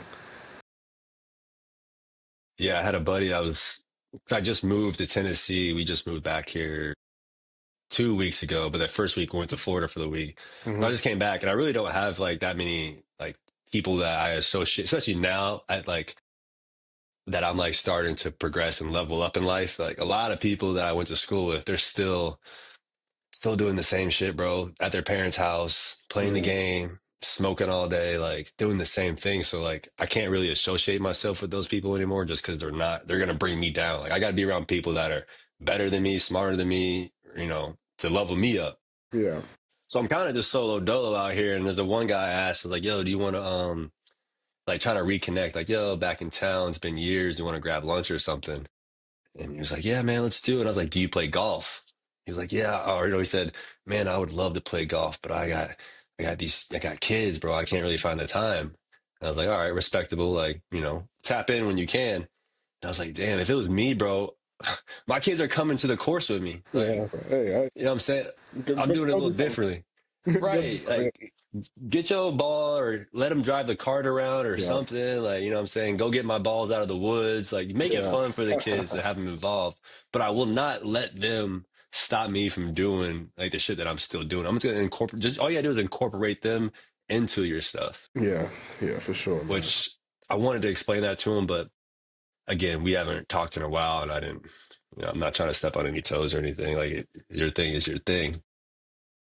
So I used to look at it like that too. Like, shit, I got kids. You can't do nothing, bro. Like, you just gotta, after seeing what I've seen with the people that are doing it, like in the right way, I think it's gonna be a good move, bro. I'm excited for it. That's what's up, man. That's what's up. Sheesh. I know. Crazy to think about. Shit, bro. We can wrap it up. So we're going on 2 hours and 45 minutes. I think this might be the longest one that we did. What do you, okay, let me hit the stop. All right, Set the Jarvis, bro. record. Appreciate you for popping in, man. Appreciate you for having me, man. Thank you, Of bro. course. Where can if anybody watches, where can they find you online? Find me at Prime Savage everywhere: Facebook, Instagram, TikTok. I think YouTube. I put Jarvis Prime Savage McClam on YouTube. So if you type in Prime Savage PRIMESVGE on any platform, I will pop up. Right. And stay tuned for what's next, because you're one of the dudes that I can put money on, bro. That's gonna be where you want to be at. Yes, sir. Hey, you might see a Brabus soon, man. Hey, I hope so. I want to see you pushing that motherfucker on the Autobahn too. That would be crazy. I'm in with the Brabus on the Autobahn, going crazy. Heck no, bro. Those things are not cheap. They're not. They're not cheap, bro. Those things are not cheap. But all right, brother, I appreciate you. I'm gonna stop the recording. All right.